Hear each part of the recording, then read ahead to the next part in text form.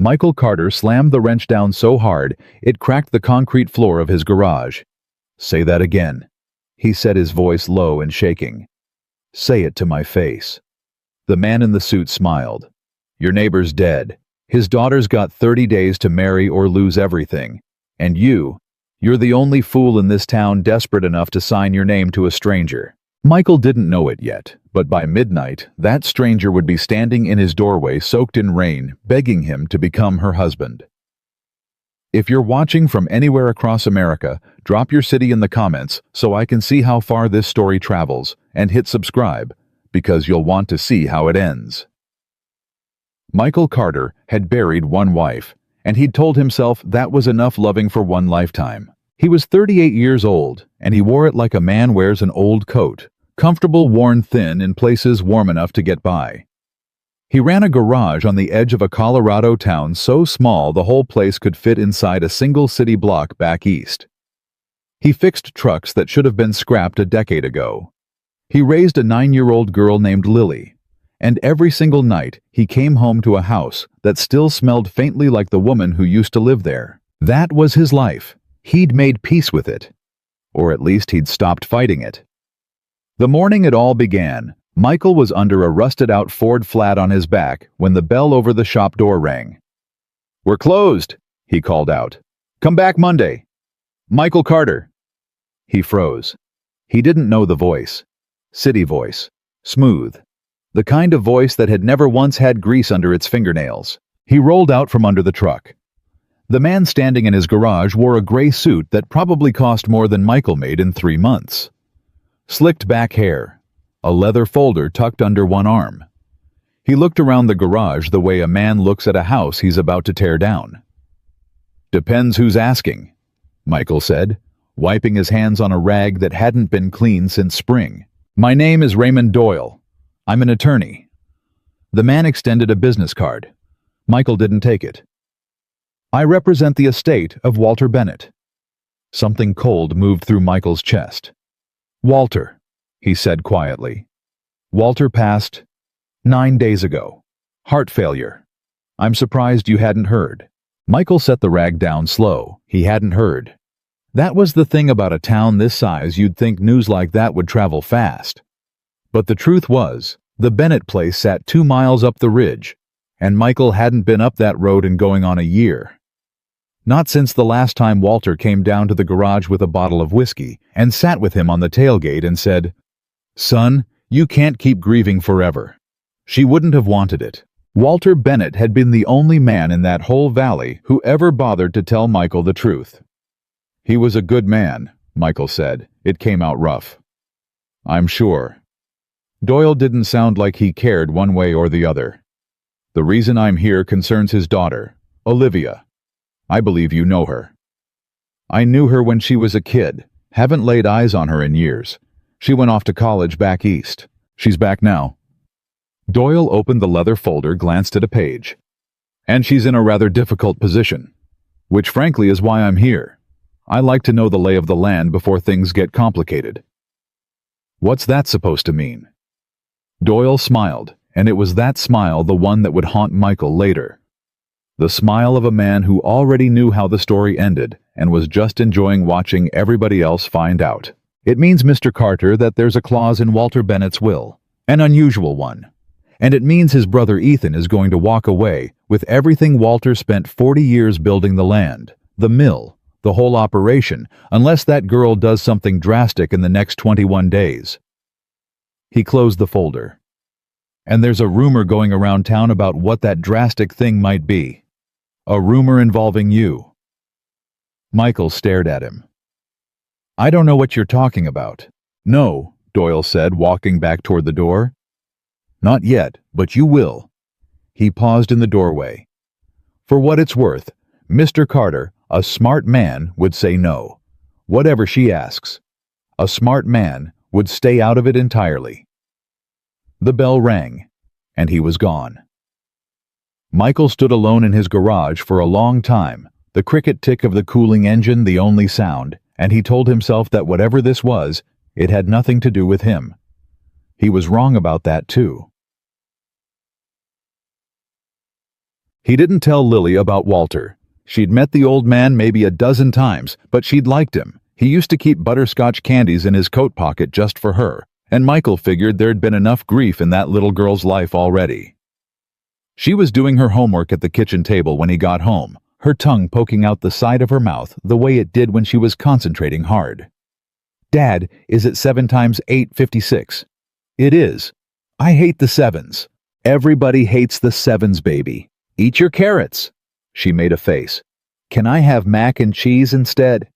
"You can have mac and cheese and your carrots." "That's not a deal. That's just more food." Michael almost smiled. She had her mother's stubbornness, that one. Her mother's dark eyes, too, and there were nights he could barely stand to look at her because of it. Nights the resemblance was so sharp it took the air right out of his lungs. But he never let her see that. Never once. A man could carry his grief privately. That was the one thing he was still good at. They ate. She talked about a girl at school named Presley, who was apparently the worst human being alive because she'd said Lily's shoes were babyish. Michael listened and nodded and made the appropriate outraged noises in the appropriate places, and for an hour he forgot all about Raymond Doyle and his gray suit and his ugly smile. Then he put Lily to bed, and the wind came up, and by 10 o'clock the rain was coming down in sheets against the windows, and a little before midnight someone pounded on his door like the house was on fire. Michael was on his feet before he was fully awake, moving through the dark house on instinct. His first thought was Lily a fever, a nightmare, but no, the pounding was at the front door, not her room. His second thought was that nothing good ever knocked at midnight. He opened the door. Olivia Bennett stood on his porch in the driving rain. He almost didn't recognize her. The last time he'd seen her, she'd been a gangly teenager. The woman on his porch was 26, soaked to the bone, her hair plastered to her face, her arms wrapped around a manila envelope she was trying to shield from the rain with her whole body, like the papers inside mattered more than she did. "Michael," her voice broke on the word. "I'm sorry. I know it's late. I didn't know where else to go." "Olivia, my God, get inside, you're soaked." "No." She didn't move. She stood there shaking, and there was something in her face he'd only seen a few times in his life. He'd seen it in the mirror once 4 years ago, standing outside a hospital room. It was the face of a person who has run out of road. "I need to ask you something," she said. "And you're going to think I've lost my mind. Maybe I have. But I need you to listen to the whole thing before you say no. Can you do that? Please." The rain was blowing sideways onto the porch, onto him, soaking through his undershirt. He didn't care. "Olivia, whatever it is, we can talk about it inside where it's dry. I need a husband." The words hung there in the dark between them. Michael blinked. The rain roared. For one long second he was certain he'd misheard her, certain the wind had garbled it into something it wasn't. "Say that again," he said. She lifted her chin. Water ran down her face, and he couldn't tell anymore what was rain and what was tears. "I need a husband," she said louder this time. "And I'm asking you to marry me, Michael Carter." He got her inside. He didn't remember doing it. Didn't remember taking her arm, steering her into the kitchen, putting a towel around her shoulders and a cup of coffee in front of her that neither of them touched. He was operating on autopilot the way you do when the world has tilted 45 degrees and you're just trying to keep your feet under you. She sat at his kitchen table, wrapped in his wife's old towel, and she told him everything. "My father had a will," she said. "You knew he had the mill, the lumber operation. It's been in our family since my great-grandfather. It was everything to him."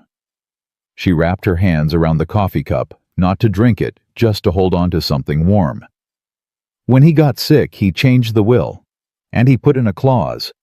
His lawyer says it's the strangest thing he's ever seen, but it's legal. It's ironclad." "What clause?" She looked up at him. "In order to inherit, to actually take control of the mill and the land and the house, I have to be married. By my 30th day after his death. If I'm not married by then, control passes to my uncle, to Ethan." Michael sat down slowly across from her. That's Olivia, that's insane. Why would Walter do something like that?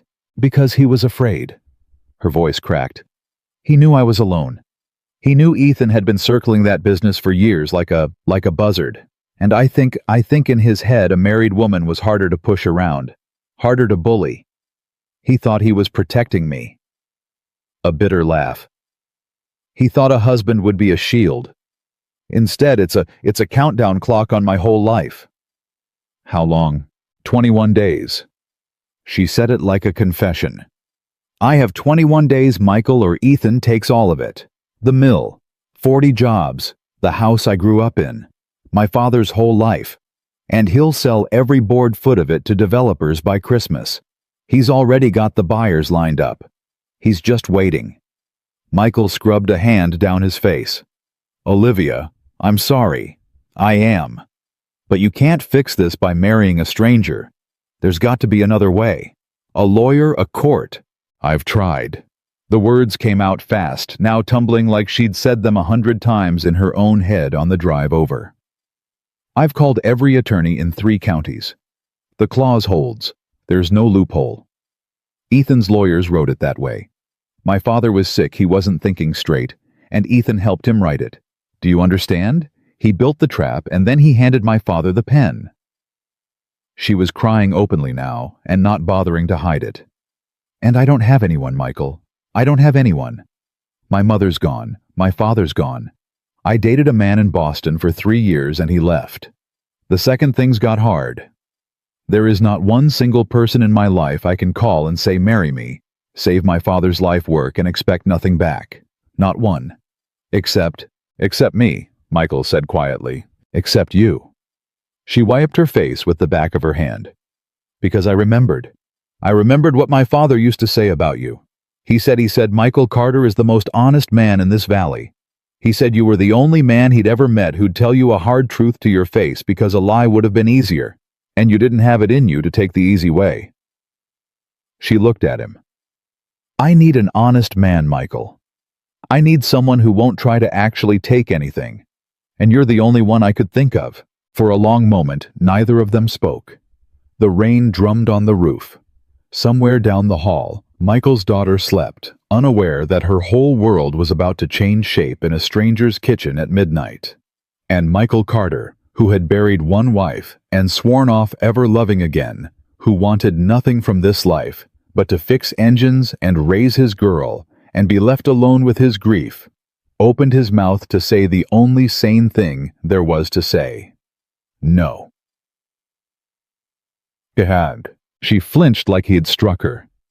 Olivia, listen to me. You didn't even listen. He held up a hand. I'm not saying no because I don't care. I'm saying no because I do.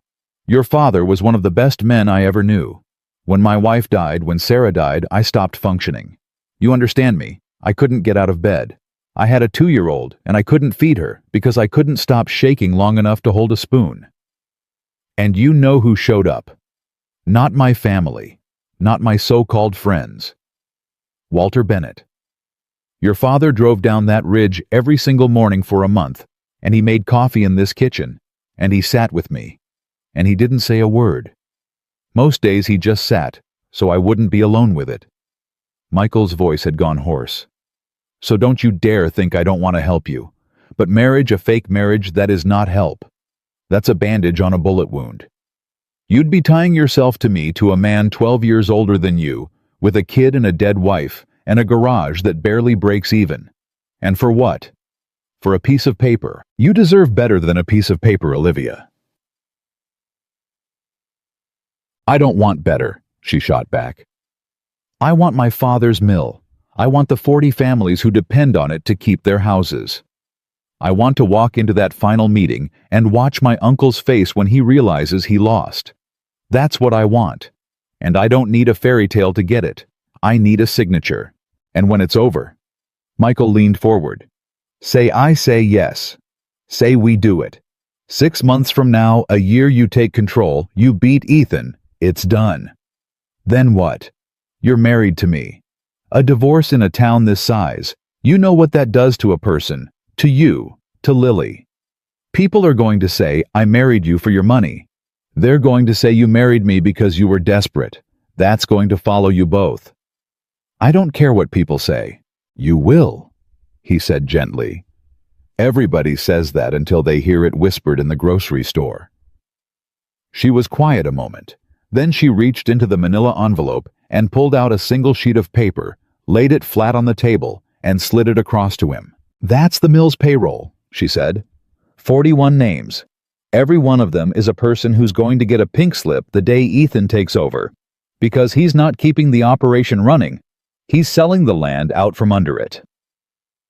Marcus Webb. 41 years old. 3 kids, been at the mill since he was 19. Diane Foster. Single mom, works the front office. Old Hank Petrie. He's 63. Nobody else in this county is going to hire a 63-year-old man. She tapped the page. Those aren't strangers to you, Michael. Half those names you've worked on their trucks. So don't tell me this is about a piece of paper. This is about them. Michael looked down at the list. He knew the names. God help him, he knew almost every one. And that was the moment he'd realize it much later. That was the exact moment the ground shifted under him. Not because of Olivia. Not because of Walter's memory even. But because of a list of 41 working people who were going to lose everything so a man in a suit could turn a lumber mill into a subdivision. Still, he didn't say yes. I need to think, he said. There's no time to...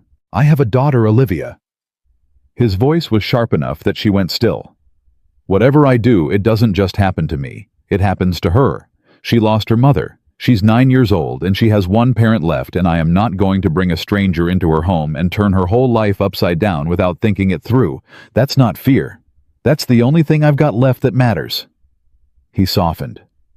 Give me until morning. That's all I'm asking. One night. Olivia looked at him for a long moment. Then she nodded, and something in her shoulders came down about an inch, like she'd been carrying a weight, and set just the corner of it down. Okay, she whispered. Morning. You're not driving back up that ridge in this. He stood. There's a spare room. Sheets are clean. Bathroom's the second door. Michael. She caught his sleeve as he passed. Thank you. For not laughing at me. For not throwing me out. Everyone else would have. He looked down at her hand on his sleeve and then at her face, and for the first time he really saw her. Not Walter's little girl, not a problem that had knocked on his door, but a young woman who had walked through fire to stand in his kitchen and ask for help with nothing but her dead father's good word to back her. Get some sleep, Olivia, he said quietly. And he went to bed. He didn't sleep. Not 1 minute. He was up before dawn, sitting at the kitchen table with cold coffee, when Lily padded in around 6 in her pajamas hair, a disaster dragging her stuffed rabbit by one ear. Dad, there's a lady in the spare room? Michael set down his cup. There is. Is she your girlfriend? No, baby. She's Walter's daughter. You remember Walter? The butterscotch man. Lily's face lit up, then fell just as fast, because kids read a room faster than any adult gives them credit for. Why does she look sad? Michael pulled her up onto his lap. She was getting too big for it, and they both pretended not to notice. Something bad happened to her, he said carefully. Her daddy passed away, he stopped. Some doors you don't open before breakfast. Like sometimes happens. And now some bad people are trying to take away everything her family worked for, and she came here to ask me for help. Lily considered this with the grave seriousness of a 9-year-old. Are you going to help her? Michael looked at his daughter, his wife's dark eyes looking back at him out of that small, serious face, and he heard himself say the thing he hadn't been able to say all night. I don't know, Lily Bean. It's complicated. Grown-ups always say that when the answer is yes, but they're scared. Michael let out a breath that was half a laugh. Where do you get this stuff? You, she said, and hopped down and went to go put cartoons on, leaving her father sitting there with the truth she'd just handed him. The answer is yes, but you're scared. Out of the mouths of babes. So, Olivia came out at 7, and it was clear she hadn't slept either. She'd found one of Michael's flannel shirts folded on the guest bed and put it on over her rain-ruined clothes. And something about the sight of her in his shirt in his kitchen did something strange to Michael's chest that he refused to examine. "Good morning," she said, cautious. "Coffee's fresh. That pot's the good stuff, not the sludge I drink." She poured a cup. Lily peeked around the corner of the living room, studying the stranger, and Olivia caught her. "Hi," Olivia said gently. "You must be Lily. Your dad talked about you." "He talks about me a lot," Lily said. "It's kind of a problem." Olivia laughed, a real laugh startled out of her, the first one Michael had heard from her. "I can imagine." Lily narrowed her eyes, weighing something. "My dad's gonna help you. He hasn't said yet, but he is. I can tell." "Lily," Michael said. "Cartoons." "I'm just saying. Cartoons." She vanished. Olivia turned to look at Michael, and there was a question in her eyes she didn't dare ask out loud. Michael stood. He walked to the window. He looked out at the gray morning. The rain finally stopped the ridge road up to Walter's place, just visible through the trees. He thought about a man who'd driven down that road every morning for a month to sit with a broken stranger. He thought about 41 names on a payroll list. He thought about a girl in Boston who'd been left the second things got hard. And he thought about his daughter who'd seen straight through him at 6 in the morning. "I have conditions," Michael said, still facing the window. Behind him, he heard Olivia go completely still. "Anything," she said. He turned around. "First, no lies, not to each other. I don't care what we tell the town, what we tell your uncle, what we tell the lawyers, but between you and me in this house, it's the truth. Always. If this thing is going to be a lie to the whole world, then the two of us have to be the one honest thing at the center of it, or it'll rot from the inside. You understand? No pretending. Not with me." Olivia swallowed. "Okay, no lies. Second, my daughter comes first. Always. Before your mill, before your uncle, before any of it. If any part of this touches her, if it scares her, if it hurts her, if it puts her in a bad way, I walk. I don't care what day it is or how close you are to winning. She is the line. Are we clear?" "We're clear," Olivia said, and then quieter. "I would never, Michael. I would never let anything hurt her. I promise you that." Third. He hesitated. This was the hard one. This is not real. Whatever it looks like from the outside, it's a business arrangement between two people who respect each other. You don't owe me anything. I don't own any part of you. When it's over, and you walk away free and clear. And nobody in this house is ever going to make you feel like you owe them a single thing for it. Because the second money or obligation gets tangled up in it, it stops being help, and it starts being a debt. And I will not have your father's memory turned into a debt. He held her eyes. Deal. Olivia stared at him. And then, to his complete surprise, she started to cry again, but different this time. Not the desperate, drowning tears of the night before. Quieter, almost relieved. "My father was right about you," she said. "Is that a yes to my conditions?" "That's a yes." She wiped her eyes and stuck out her hand across the kitchen. "Deal, Michael Carter." He looked at her hand for a moment. Then he crossed the kitchen and took it. Her hand was cold and small, and it gripped his like she was still afraid he'd change his mind. "Okay," he said. "Then I guess we're getting married." From the living room over the sound of cartoons, a small triumphant voice called out, "I knew it!" Olivia laughed through her tears. Michael shook his head. And somewhere in the back of his mind, a quiet voice he'd spent 4 years silencing whispered a warning he chose not to hear. "You said no lies, Michael, but you're already lying to yourself. Because a part of you didn't just say yes for the mill. And a part of you knew that the second she stood in your doorway in the rain." He let go of her hand. "We should call the lawyer," he said. "Yeah," Olivia said softly. "We should." Neither of them moved for a moment. The morning light came gray through the window. Down the hall, a 9-year-old girl who understood grown-ups better than they understood themselves watched her cartoons. And upstairs the empty guest room still smelled like rain. And outside the world went on. Not knowing that two strangers had just promised in a small kitchen at the end of a dirt road to become something neither of them had any idea how to be. They didn't know it yet, but the hardest part wasn't going to be the wedding. It wasn't going to be the town's whispers or the lawyers or even Ethan Bennett and everything he was already planning up on that ridge. The hardest part was going to be the thing they'd both just sworn would never happen. Michael picked up the phone and dialed the lawyer's number. Olivia stood beside him close enough that he could smell the rain still in her hair. And when Raymond Doyle answered on the second ring, his smooth city voice thick with sleep, Michael heard himself say the words that changed everything.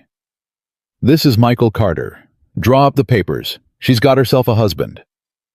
There was a pause on the line, and then Doyle, that awful smile audible even through the phone, said, "Well, well, Mr. Carter, I told you a smart man would say no." "I never claimed to be a smart man," Michael said, and he hung up. The courthouse smelled like floor wax and old paper, and Michael Carter stood in a borrowed tie, feeling like a man about to sign away something he couldn't name. Olivia stood beside him in a plain gray dress. Not a wedding dress. She'd said no to that outright, said it would feel like a lie, and Michael had agreed. Lily stood between them, holding a fistful of daisies she'd picked from the ditch outside, because a 9-year-old cannot attend a wedding fake, or otherwise without flowers. The clerk was a bored woman named Patrice who'd married 100 couples and could smell a strange one from across the room. "Do you, Michael Carter, take this woman?" "I do." "Do you, Olivia Bennett, take this man?" Olivia's voice caught. "Just for a second. I do. By the power vested in me. Sign here." Michael signed. The pen felt heavier than any wrench he'd ever held. Olivia signed under him, and her signature came out shaky. And when she set the pen down, her hand was trembling so bad she pressed it flat against the counter to make it stop. "You may kiss the bride," Patrice said without looking up. The two of them froze. They hadn't discussed this. In all the planning the lawyer calls the conditions, the careful ground rules, neither one of them had said a single word about this exact moment. Michael looked at Olivia. Olivia looked at Michael. And Lily, from down around their knees, hissed loudly, "You have to. It's the rules." So Michael leaned down and he kissed Olivia Bennett on the cheek. Quick, barely a brush.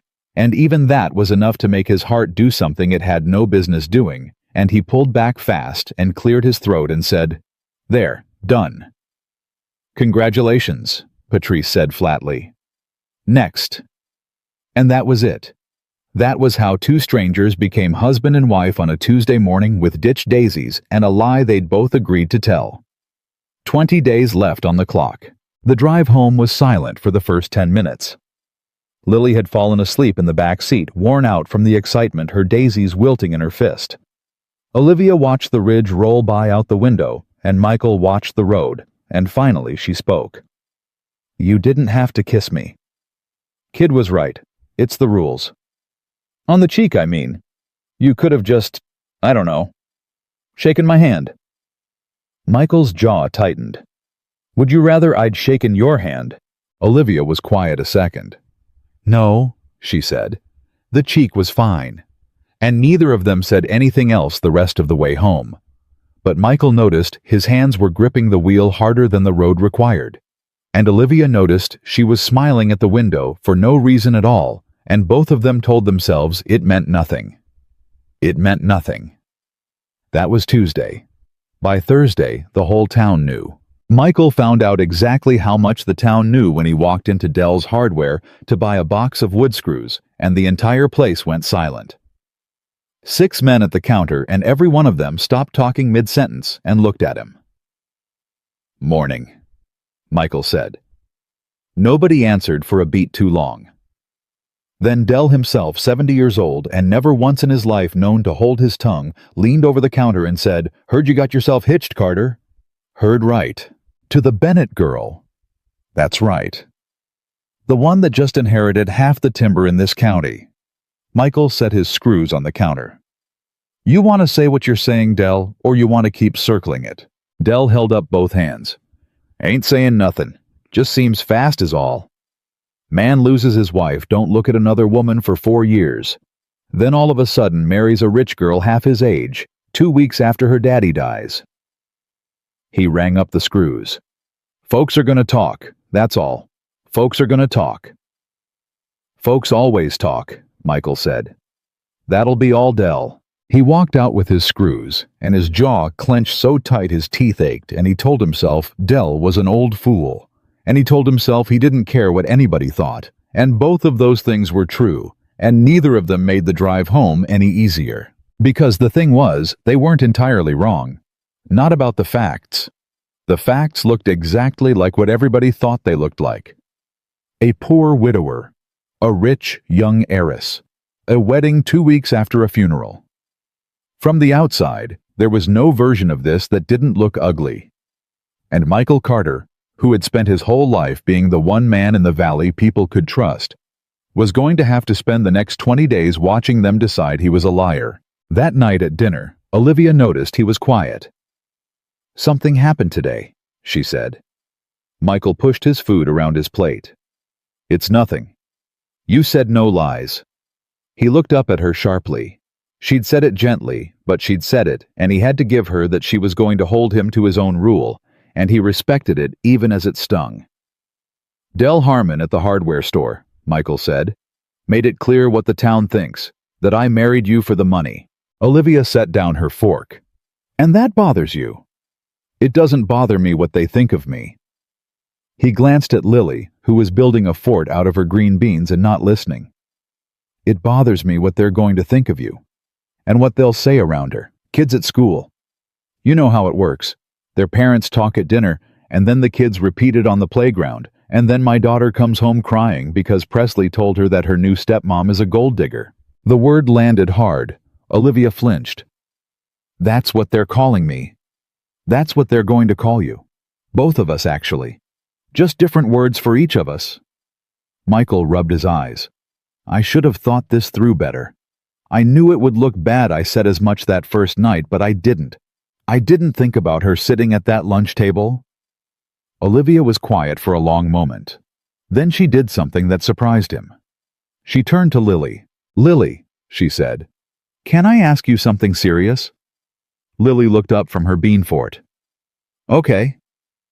If a kid at school says something mean about me or about your dad or about us, what are you going to do? Lily considered this. Are they going to say you married Daddy for money? Both adults froze. How do you... Michael started. Presley already said it. Lily shrugged and went back to her beans. She said her mom said you're a gold digger and Daddy's a sucker. The kitchen went dead silent. And what did you say? Olivia asked carefully. Lily looked up and her small face was fierce in a way that made Michael's chest ache because it was pure Sarah. It was his dead wife looking out of his living daughter, and he had to look away. I said Presley doesn't even know you. I said my dad's the smartest person in the whole world and he wouldn't marry a bad person. And I said Presley's shoes are babyish too, so there.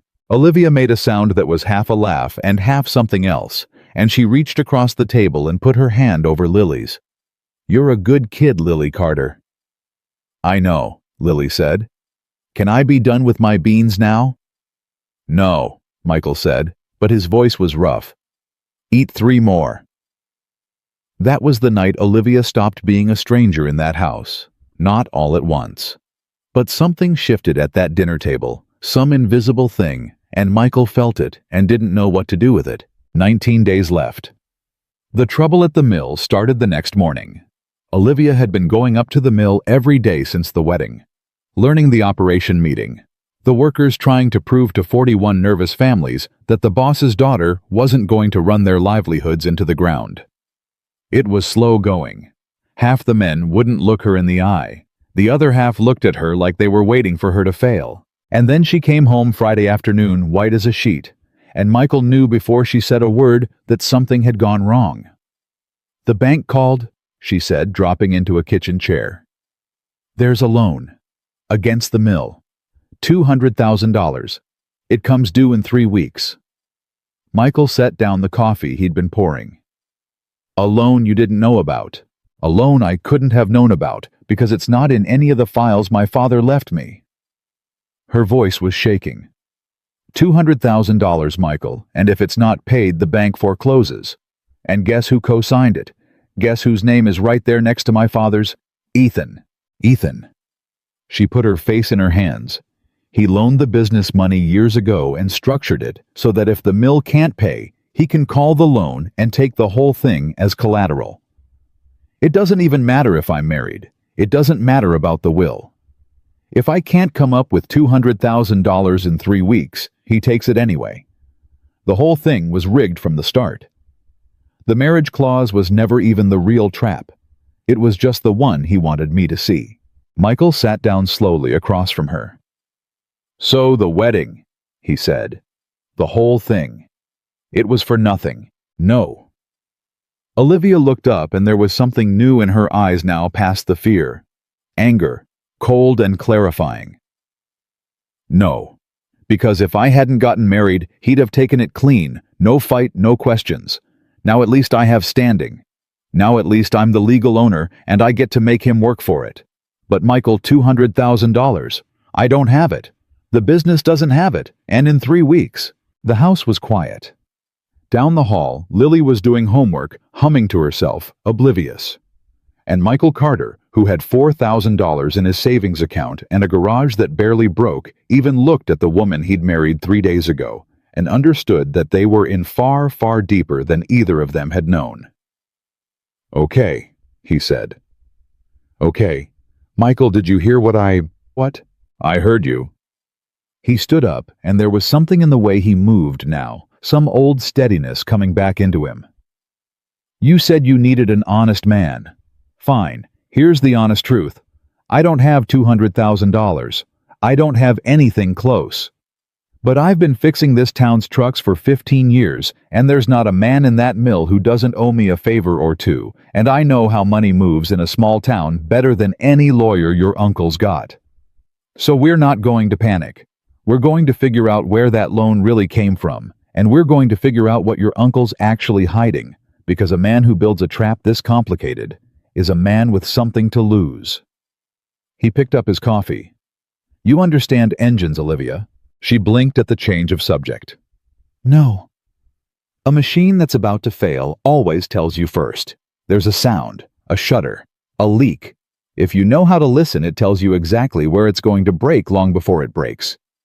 He took a sip. "Your uncle's machine is making a sound. $200,000 is the sound.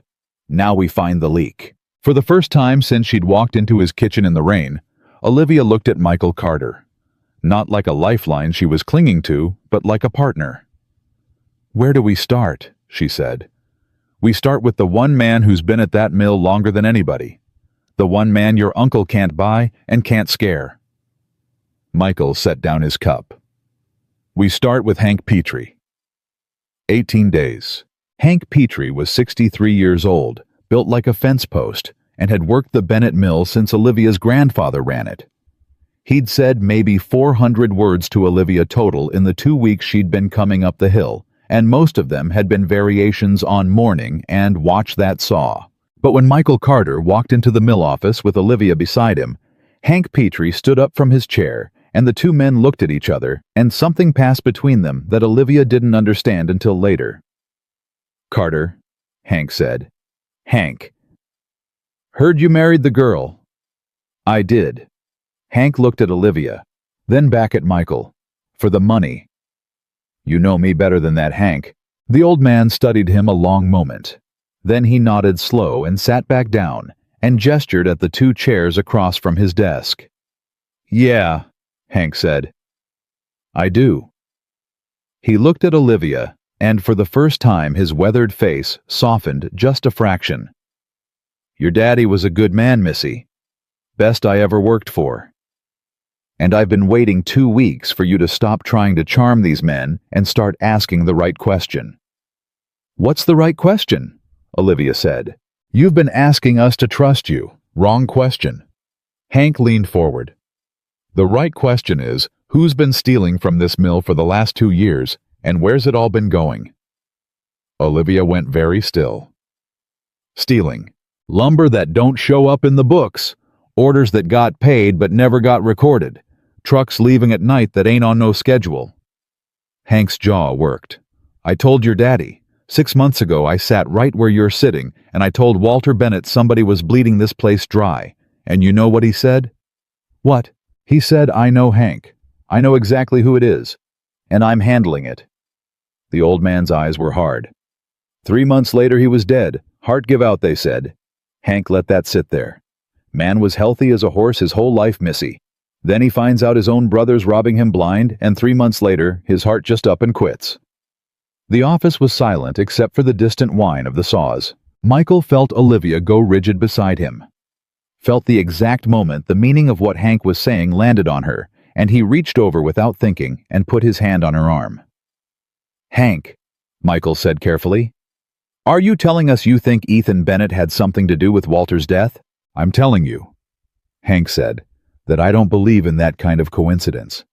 And I'm telling you that if that girl right there wants to save this mill, she'd better stop worrying about a loan and start worrying about what her uncle's willing to do to the people who get in his way. He looked at Olivia. Your daddy found something. Right before he died. He was keeping records, his own records, off the books, the real numbers. He told me he had proof. He said he was going to bury Ethan with it. Where? Olivia whispered. Where are the records? Don't know. He never told me. Hank stood up, the conversation clearly over. But I'll tell you where I'd look. That man loved you more than anything in this world. Whatever he hid it somewhere he knew you'd find it. Somewhere that meant something. Not to a lawyer, not to Ethan, to you. He put his hat on. Now get out of my office. I got a mill to run, for now. They walked out into the mill yard, and Olivia's face was white, and her hands were shaking again, and Michael steered her to the truck, and put her in the passenger seat, and crouched down in the open door so he was eye level with her. Breathe, he said. He killed him.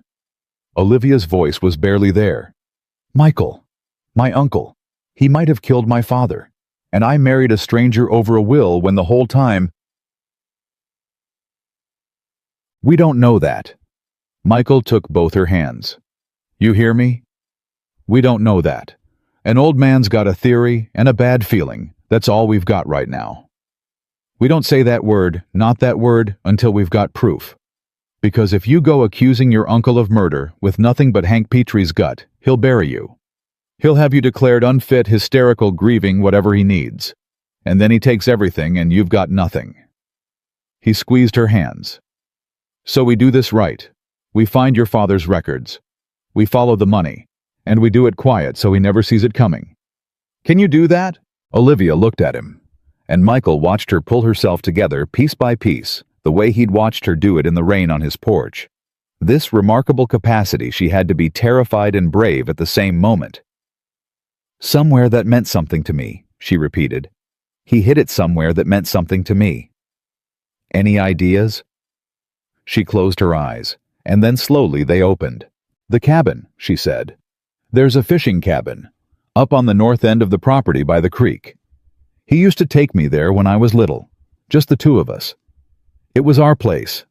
My mother never even liked it up there, too many bugs, she said. It was ours. Her voice cracked. Nobody's been up there in years. Ethan wouldn't even remember it exists. Michael stood up. Then that's where we're going. 17 days. The cabin was a 2-mile drive up a road that wasn't really a road anymore, and Michael's truck bucked and groaned the whole way, and when they finally reached it, the little building was half swallowed by brush, its windows dark with grime. Olivia got out slow.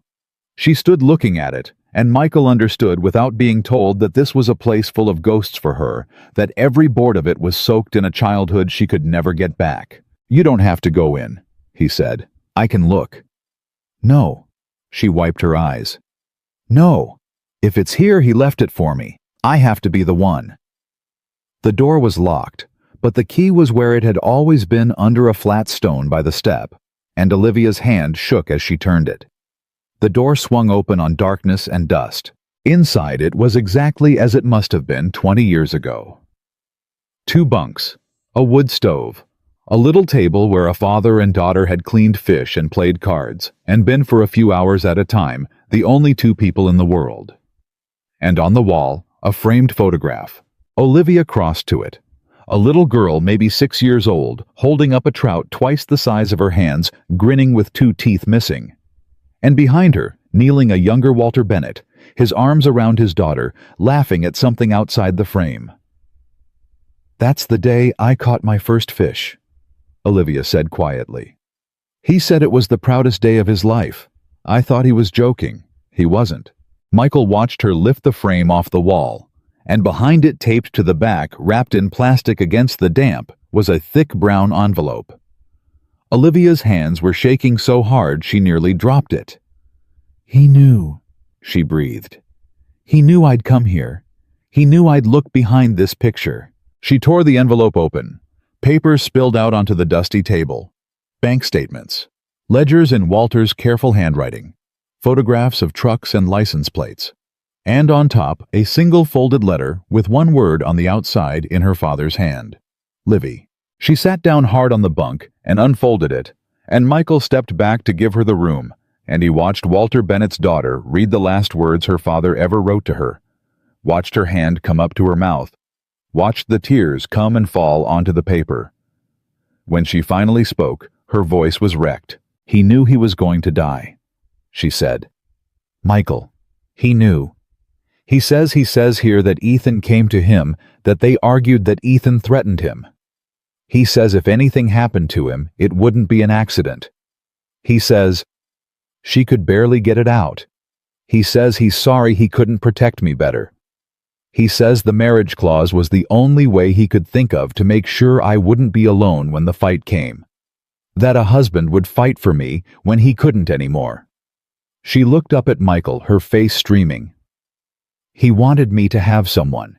That's what the clause was for. It wasn't a trap. It was my father trying to give me a person from beyond the grave, because he knew I was going to be all alone." Michael couldn't speak. There was a stone in his throat, the size of a fist, because he understood suddenly and completely what he'd walked into. This wasn't a business arrangement. This wasn't a favor for an old friend's daughter. A dying man had looked into the future, seen his child standing alone against a wolf, and reached out with the last of his strength to put someone beside her. And that someone was him. Walter Bennett had chosen him. "What else does it say?"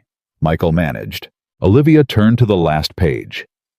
And as she read it, something changed in her face, the grief hardening into something else, something with a spine of steel. "It says where the money went," she said. "All of it. 2 years of stolen lumber funneled through a shell company. He's got the account numbers, the names, everything." She looked up and she wasn't crying anymore. "Michael, my father didn't just leave me away to fight. He left me the whole war wrapped up with a bow. Everything I need to destroy Ethan is right here in this envelope." Michael sat down slowly beside her on the bunk. "Then why do you look scared?" Olivia was quiet a moment. When she spoke, her voice was very small. "Because there's a last line." She pointed to it.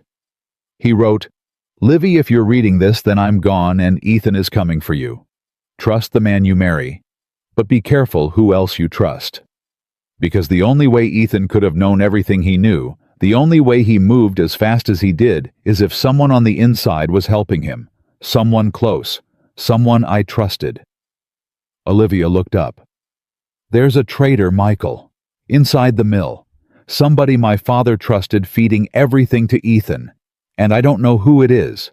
The wind moved through the trees outside the cabin. Somewhere down the ridge, the mill saws whined on. And in a dusty fishing cabin where a father and daughter had once been happy, 2 people who'd married as strangers sat side by side holding a dead man's last warning, and understood that the danger was closer than either of them had imagined. "We take the envelope," Michael said. "We copy everything. We put the originals somewhere safe. Not the house, not the mill, somewhere nobody would think to look. And we tell no one. Not Hank, not the lawyer, not anybody. Until we know who the leak is, we trust each other and nobody else. Just us." Olivia said. Just us. Michael stood and offered her his hand. Come on. It's getting dark and I don't want Lily coming home to an empty house. Olivia took his hand and let him pull her up, but she didn't let go right away. She stood there close to him in the dim cabin, the envelope pressed to her chest, and she looked up at him with an expression he couldn't read. Michael, can I ask you something? And you have to be honest. You made the rule. Always. 3 days ago you didn't know me. Now you're in this. All the way in. A stolen fortune.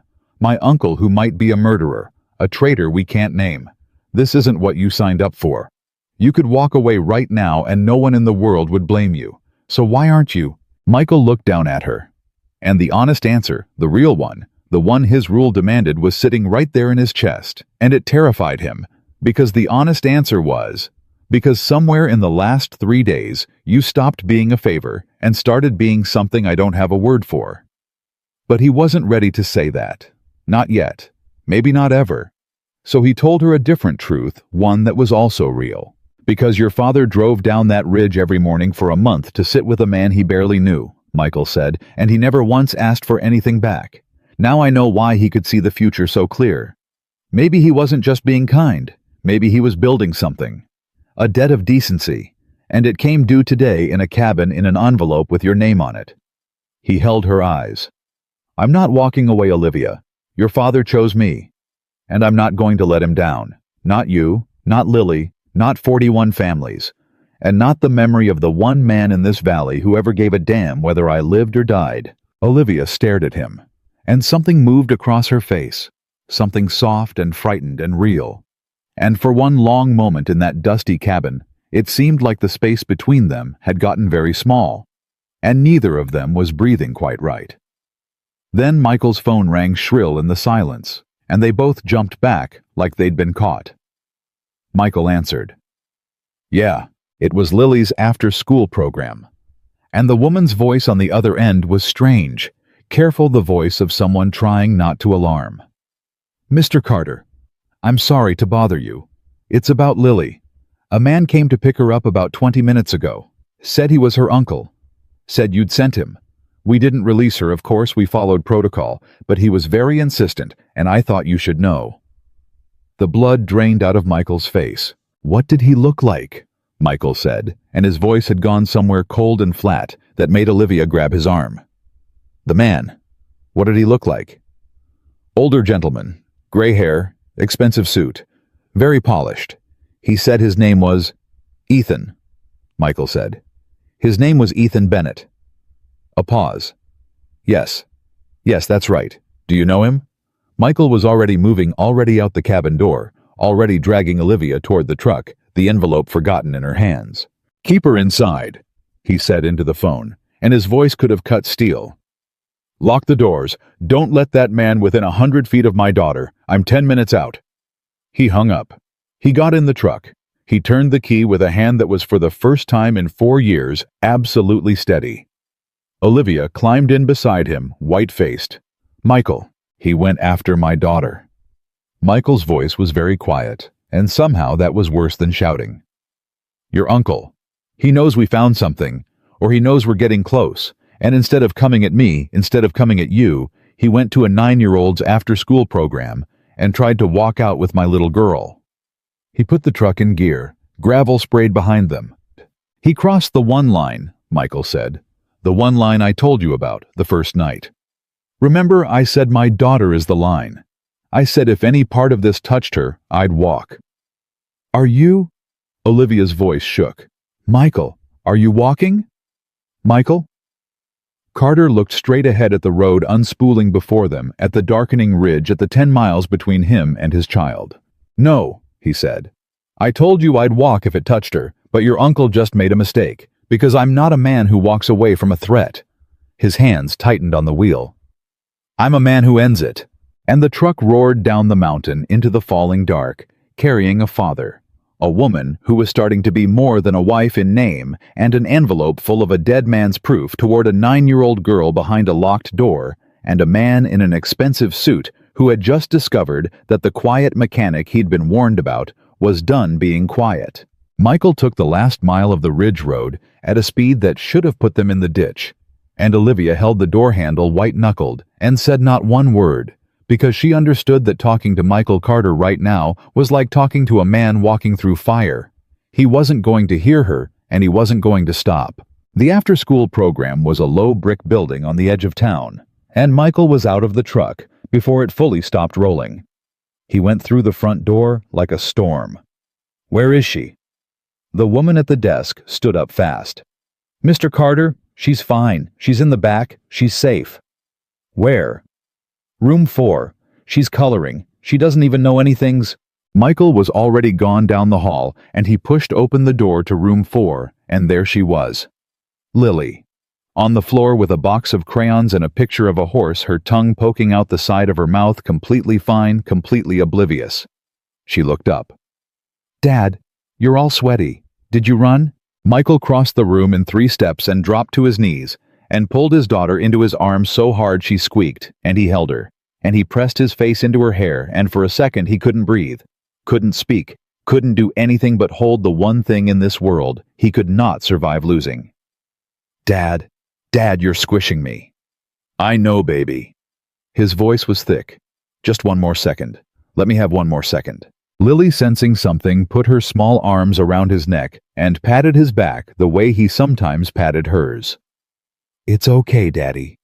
I'm okay." And that undid him worse than anything. His 9-year-old comforting him.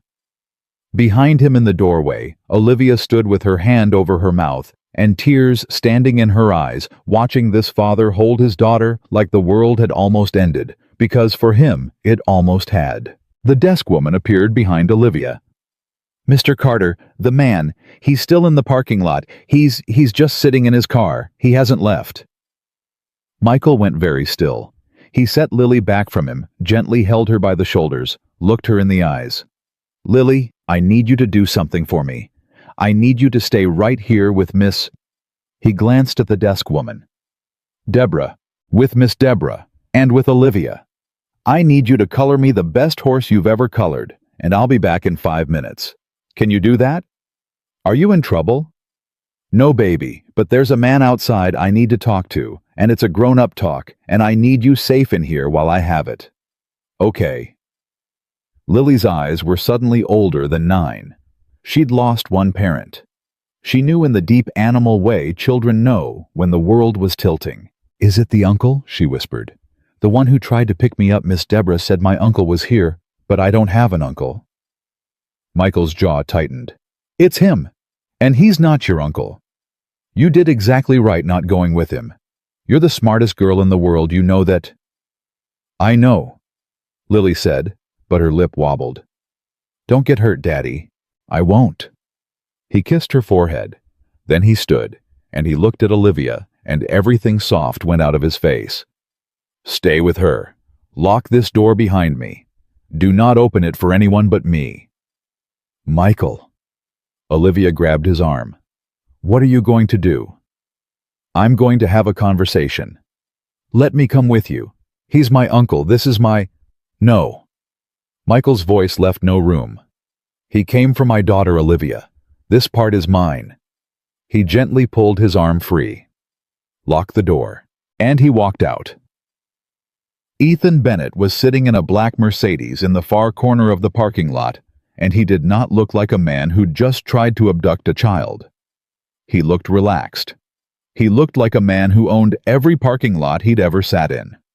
He watched Michael cross the lot toward him with the mild interest of a man watching weather. He rolled down his window.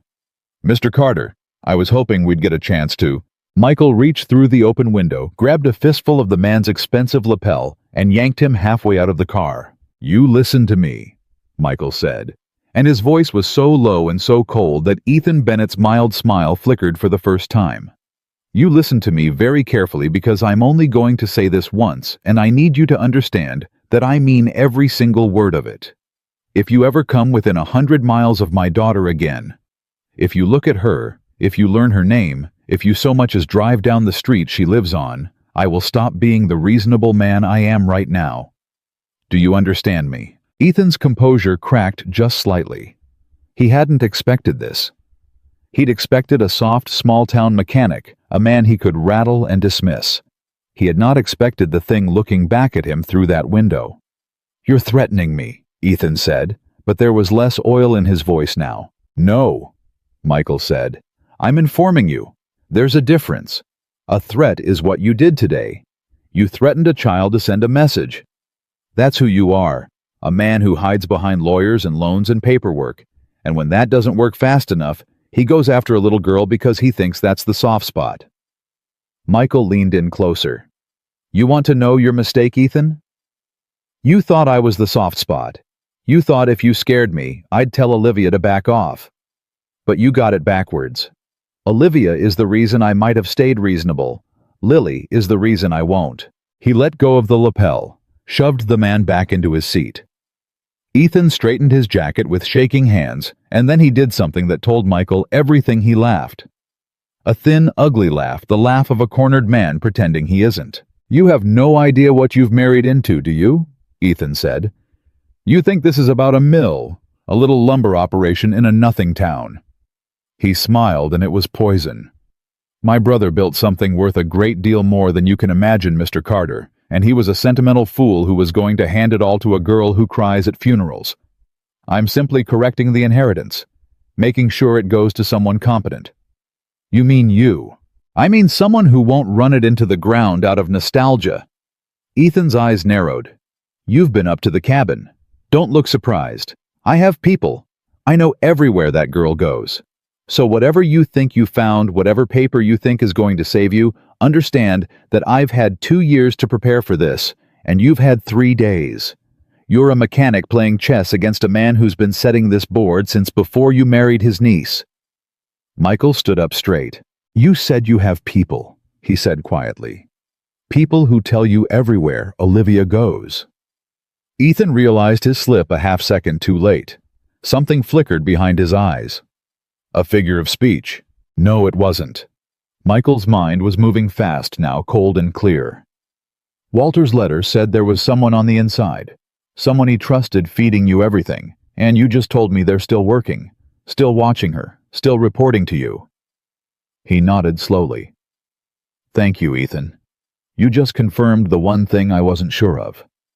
The color drained from Ethan Bennett's face. He'd made a mistake, and he knew it, and Michael watched him know it, and it was the most satisfying thing Michael had seen in a long time.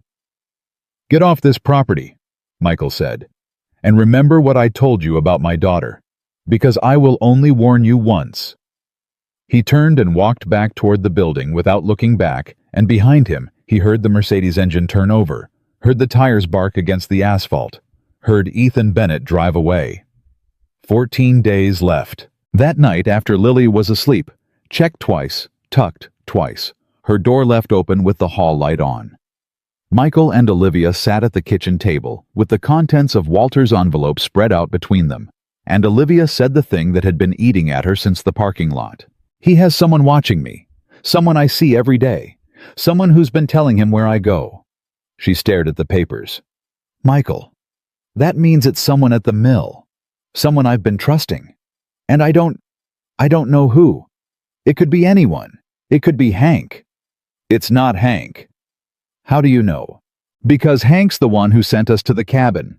If Hank were feeding Ethan information, the last thing he'd do is point us toward your father's proof. He'd have kept us looking anywhere but there." Michael tapped the table. "No. It's someone who wants us to feel safe. Someone helpful. Someone who's always around. Always asking how it's going. Always a little too interested in what you found and where you've been." Olivia went very still. "Diane?" she whispered. "Who's Diane?" "Diane Foster. She runs the front office. Single mom, 2 kids. She's been Michael. She's been so kind to me. She's the only one who was nice from the first day.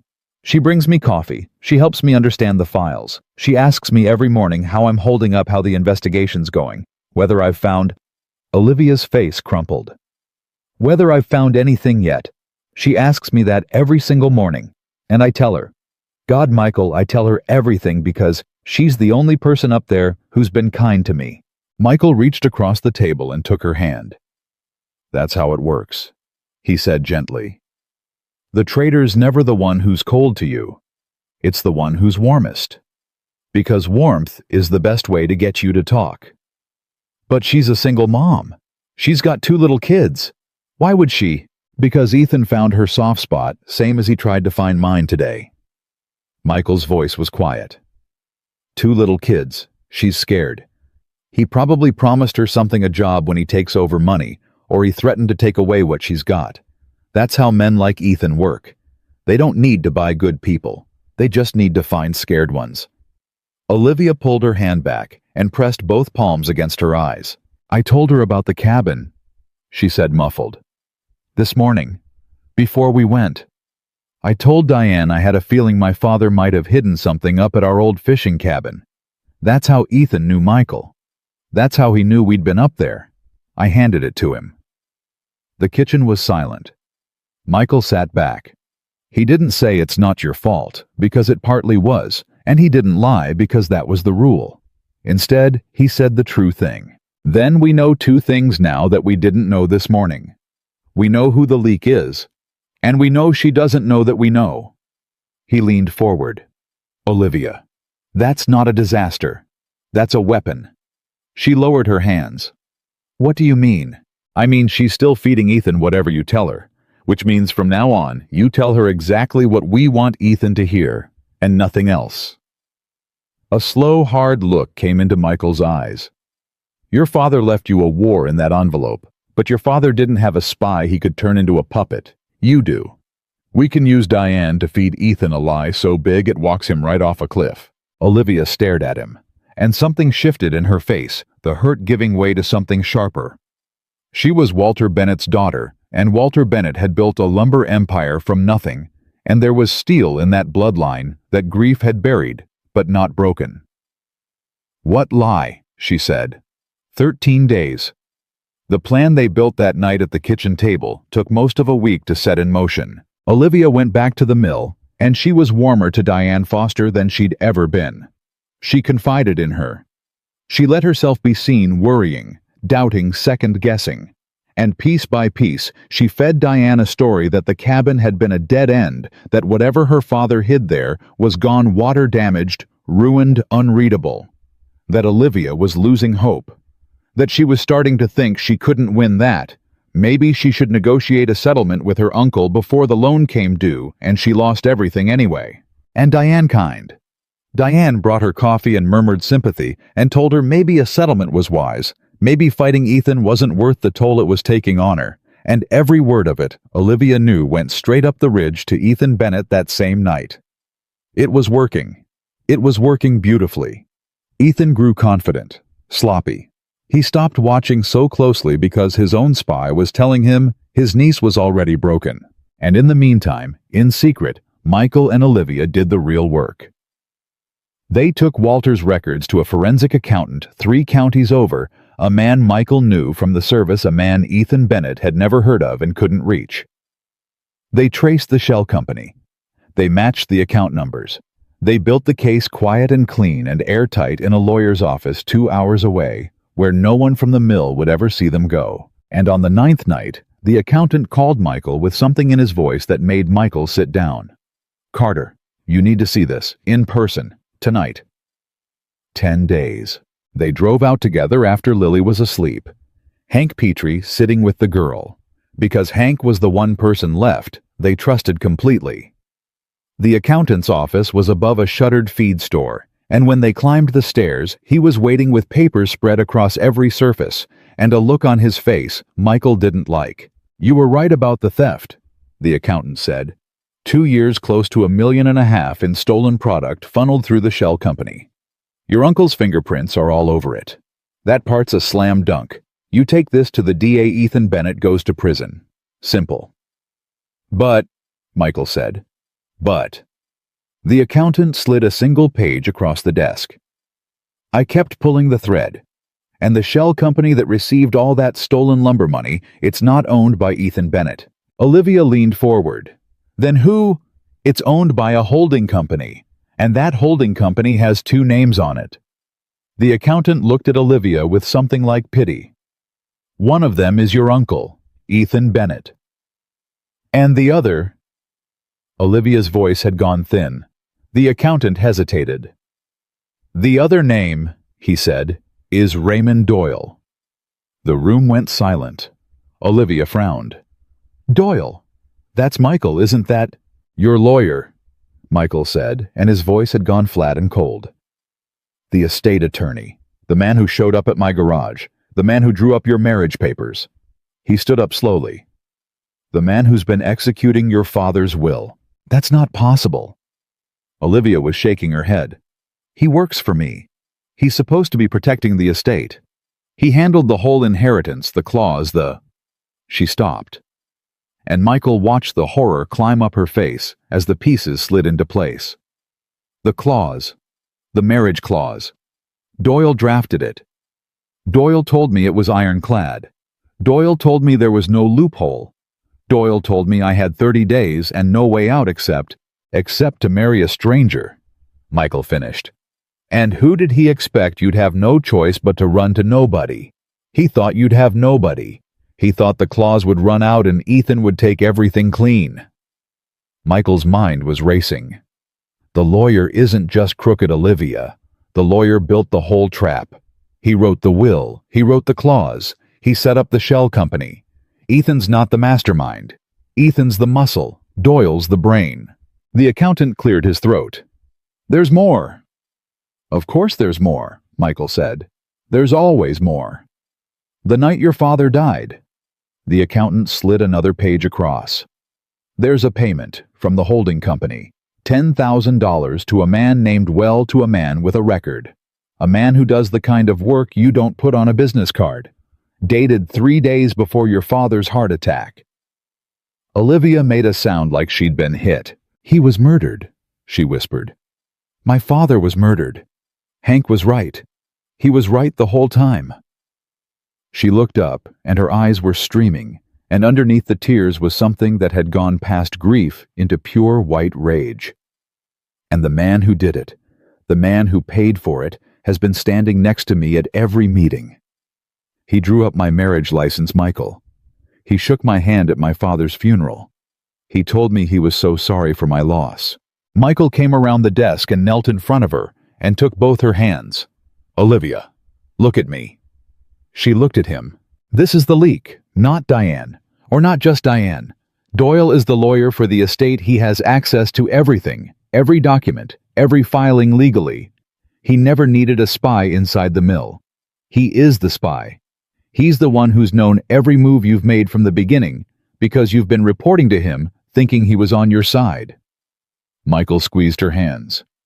Which means Diane feeding Ethan was almost a distraction. The real leak was the man you trusted most. The professional.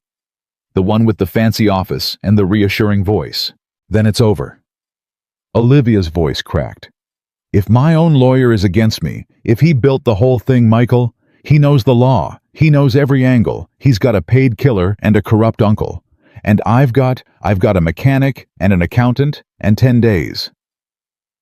Michael was quiet a moment. Then he stood, and he looked down at her.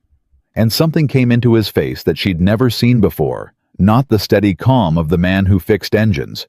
Not the cold fury of the man in the parking lot, but something in between. Something like a man who has finally completely decided. You're forgetting something, he said. What? You're forgetting that Doyle doesn't know we know. Same as Diane. He thinks he's invisible. He thinks he's the smartest man in the room, and he thinks you're a grieving girl who's about to give up and settle. Michael's jaw set. He thinks that because we let him think it. Because you've spent a week feeding his puppet a story about how you're broken and beaten and ready to quit. A grim smile. Doyle's been getting that story too, Olivia. From Ethan. Filtered through Diane. He thinks you're done. Olivia stared at him. And slowly, the fear in her face started to burn away. He thinks I'm about to surrender, she said. He thinks you're about to walk into that final meeting and hand him the mill. Michael nodded. So let's give him exactly what he expects. Let's let him get comfortable. Let's let him book the room and invite the investors and pop the champagne. And then I walk in with all of it, Olivia said. And she was standing now, and the papers were in her hands, and Walter Bennett's daughter had come all the way back from wherever grief had taken her. The theft, the shell company, his name on it, the payment to the killer, everything, in front of his investors, in front of everyone. In front of everyone, Michael agreed. The accountant watching the two of them let out a low whistle. You realize this man has already killed once to protect this. You spring it on him in public cornered with everything to lose, that's a dangerous animal you're poking. Michael looked at Olivia, and Olivia looked at Michael, and she reached out and took his hand, not the shaking, drowning grip of the woman in the rain, but firm and sure. Then we don't poke him alone, Olivia said. We bring the DA. We bring the state. We make sure that when the trap closes, it closes with the law standing in the room, so there's nowhere for him to run and nobody left for him to hurt. She looked at Michael. We do it right. Isn't that what you always say? We do it right. We do it right, Michael said. 9 days. They drove home in the dark, and neither of them spoke for a long time, and the weight of everything they now knew sat between them in the cab of the truck like a third passenger. Finally, Olivia broke the silence. Michael? Yeah. When we started this, that first night, you said this wasn't real. You said it was a business arrangement between two people who respect each other, and when it was over, I'd walk away free and clear, and no one in your house would ever make me feel like I owed them anything. Her voice was very careful. Do you remember? Michael's hands tightened on the wheel. I remember. I need to ask you something, and I need the honest answer. Because you made the rule. She turned in her seat to look at him.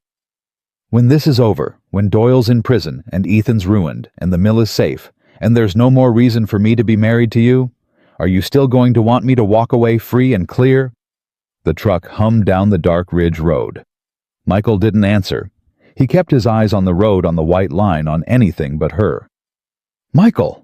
You're asking me a question I don't know how to answer, he said finally, and his voice was rough. You promised no lies, so don't answer it easy. Answer it true. Michael was quiet for a long moment, and then he pulled the truck over to the side of the ridge road and put it in park, and sat there with his hands on the wheel staring straight ahead. The night you knocked on my door, he said slowly. I hadn't looked at another woman in 4 years. Not once. I told myself I'd done my loving. I told myself all I had left was Lily and the garage and Sarah's memory, and that was enough, that a man doesn't get 2 great loves in one life, and I'd already had mine. He swallowed.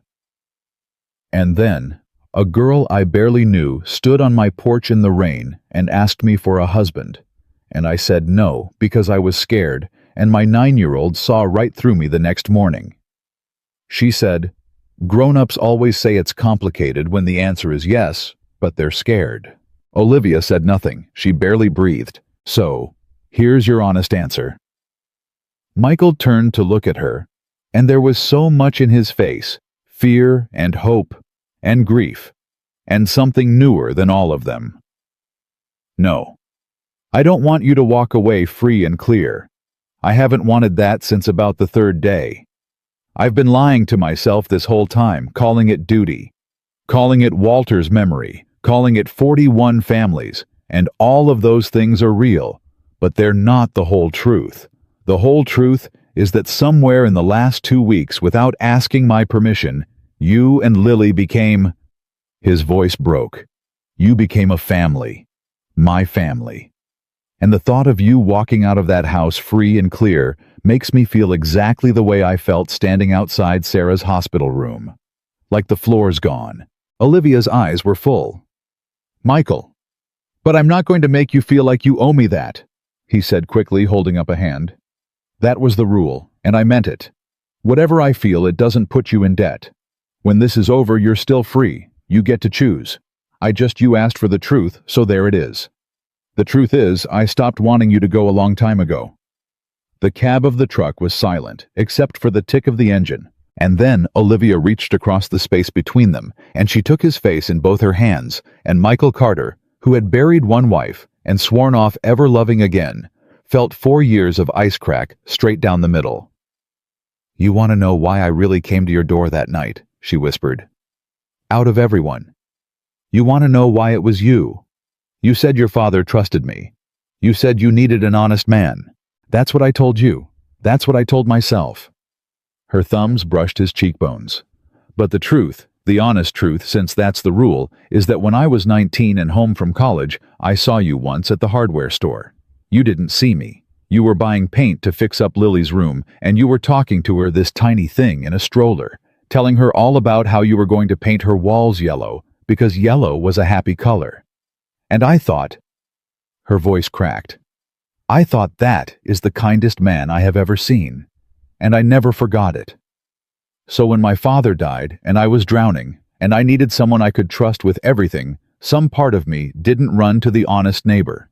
It ran to the man buying yellow paint. It ran to you. And in the dark, on the side of the Ridge Road, with a dead man's proof in the truck bed, and 9 days left on the clock, and a killer who didn't yet know he'd been caught. Michael Carter finally stopped lying to himself and leaned across the space between them and kissed the woman he had married as a stranger. It was not on the cheek this time. When they finally pulled apart, both of them, a little wrecked, Olivia let out a shaky laugh. We're supposed to be fake married, she said. Yeah.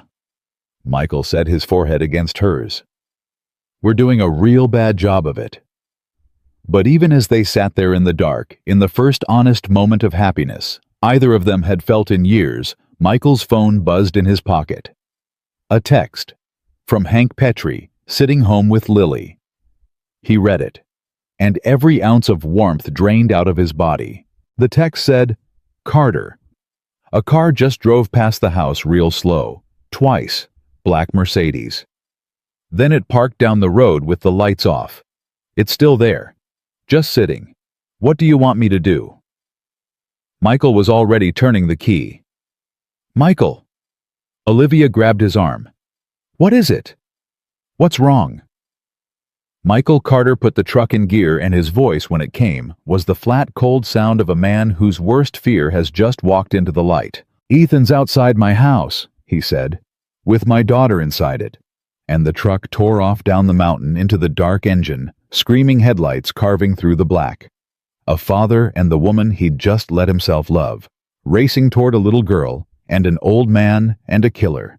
Sitting patient in a black car with the lights off, 9 days before a war that suddenly terribly could not wait 9 days. Michael drove like a man possessed, and the whole way down the mountain, he was on the phone, thumbing out orders in a voice Olivia had never heard from him.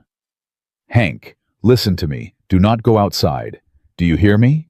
Whatever happens, you keep that door locked, and you keep Lily away from the windows. Take her to the back bedroom, the one with the lock. Tell her it's a game. Tell her anything. Just get her behind a locked door and stay with her. Hank's voice crackled through the speaker, steady as an old oak. Already done, Carter. Girl's in the back with her rabbit. I told her we were playing fort. She thinks it's the best night of her life. A pause. The car's still out there, lights off, just sitting. Has anybody gotten out? Not yet. Call the sheriff, right now. Tell them there's a prowler and a child in the house. Use those exact words. Child in the house. That gets them moving. Michael's knuckles were white on the wheel. I'm 8 minutes out. Carter, Hank's voice dropped. I got Walter's old shotgun by the door. You want me to... No. Michael's answer was instant and hard. No guns, Hank. You've got a 9-year-old in that house. The second a gun comes out, everything gets worse, and it gets worse for her. You keep that door locked, and you wait for the sheriff, and you wait for me. That's it. Please. A long silence. Then, all right, but if that man tries to come through the door, I'm not gonna stand here and let him. If he tries to come through the door, then it's the door, or Lily and I already know which one you'll choose. I'm asking you not to have to choose. 8 minutes, Hank. He hung up. Olivia was staring at him, her face bone white in the dashboard glow. Michael, what is he doing there? Doyle told Ethan I was broke and ready to settle. Why would he send Ethan to your house tonight of all nights? I don't know. Michael's mind was racing, even as the truck screamed around a curve. Maybe he's not there to do anything. Maybe he's there to scare us, send a message, show us he can reach the house whenever he wants. He shook his head. Or maybe the game changed. Maybe he found out we went to see the accountant tonight. Olivia went cold. How would he find out? Michael was quiet a beat too long. The accountant, Olivia said slowly. Michael, you said he was a man you trusted. From the service. But what if... No. But even as he said it, doubt cracked through his voice. No. I've known him 20 years, he wouldn't... Doyle built a trap 2 years in the making. He owns a lawyer, an uncle, a spy in the front office, and a paid killer. What if he owns your accountant too? What if the second we walked in that door tonight somebody made a phone call? Olivia's voice was rising. What if this whole night was the trap, Michael? What if he let us find everything? Let us drive 2 hours out and 2 hours back precisely to get us away from the house, to get us up on that ridge road an hour from Lily so that... She couldn't finish it. She didn't have to. Michael's blood turned to ice water because it fit. It fit perfectly. A man who thought 2 years ahead didn't get sloppy in the parking lot by accident. A man who owned everyone didn't let his enemies stumble onto $1.5 million in stolen money unless he wanted them to. The whole night, the urgent phone call, the 2-hour drive, the devastating revelations, all of it had pulled Michael and Olivia as far from that little house as the geography allowed. He wanted us gone, Michael whispered. He wanted us on that mountain, so there'd be nobody home but an old man and a little girl. Michael! Olivia grabbed his arm. Drive faster. 6 minutes out. The truck flew. Talk to me, Michael said, have to keep her calm, have to keep himself from coming apart. Tell me what we know. Tell me what he wants. A man doesn't send a killer to a house full of witnesses right before a big settlement meeting. It doesn't make sense. So what's the play? What does he actually want tonight? Olivia forced herself to think, to push through the terror, to be Walter Bennett's daughter, instead of a frightened woman. He wants the envelope, she said suddenly. The originals. Michael, we have the originals. We took them from the cabin. We copied everything, but we kept the originals, and we've been carrying them around. And tonight, we left them. Michael's stomach dropped through the floor.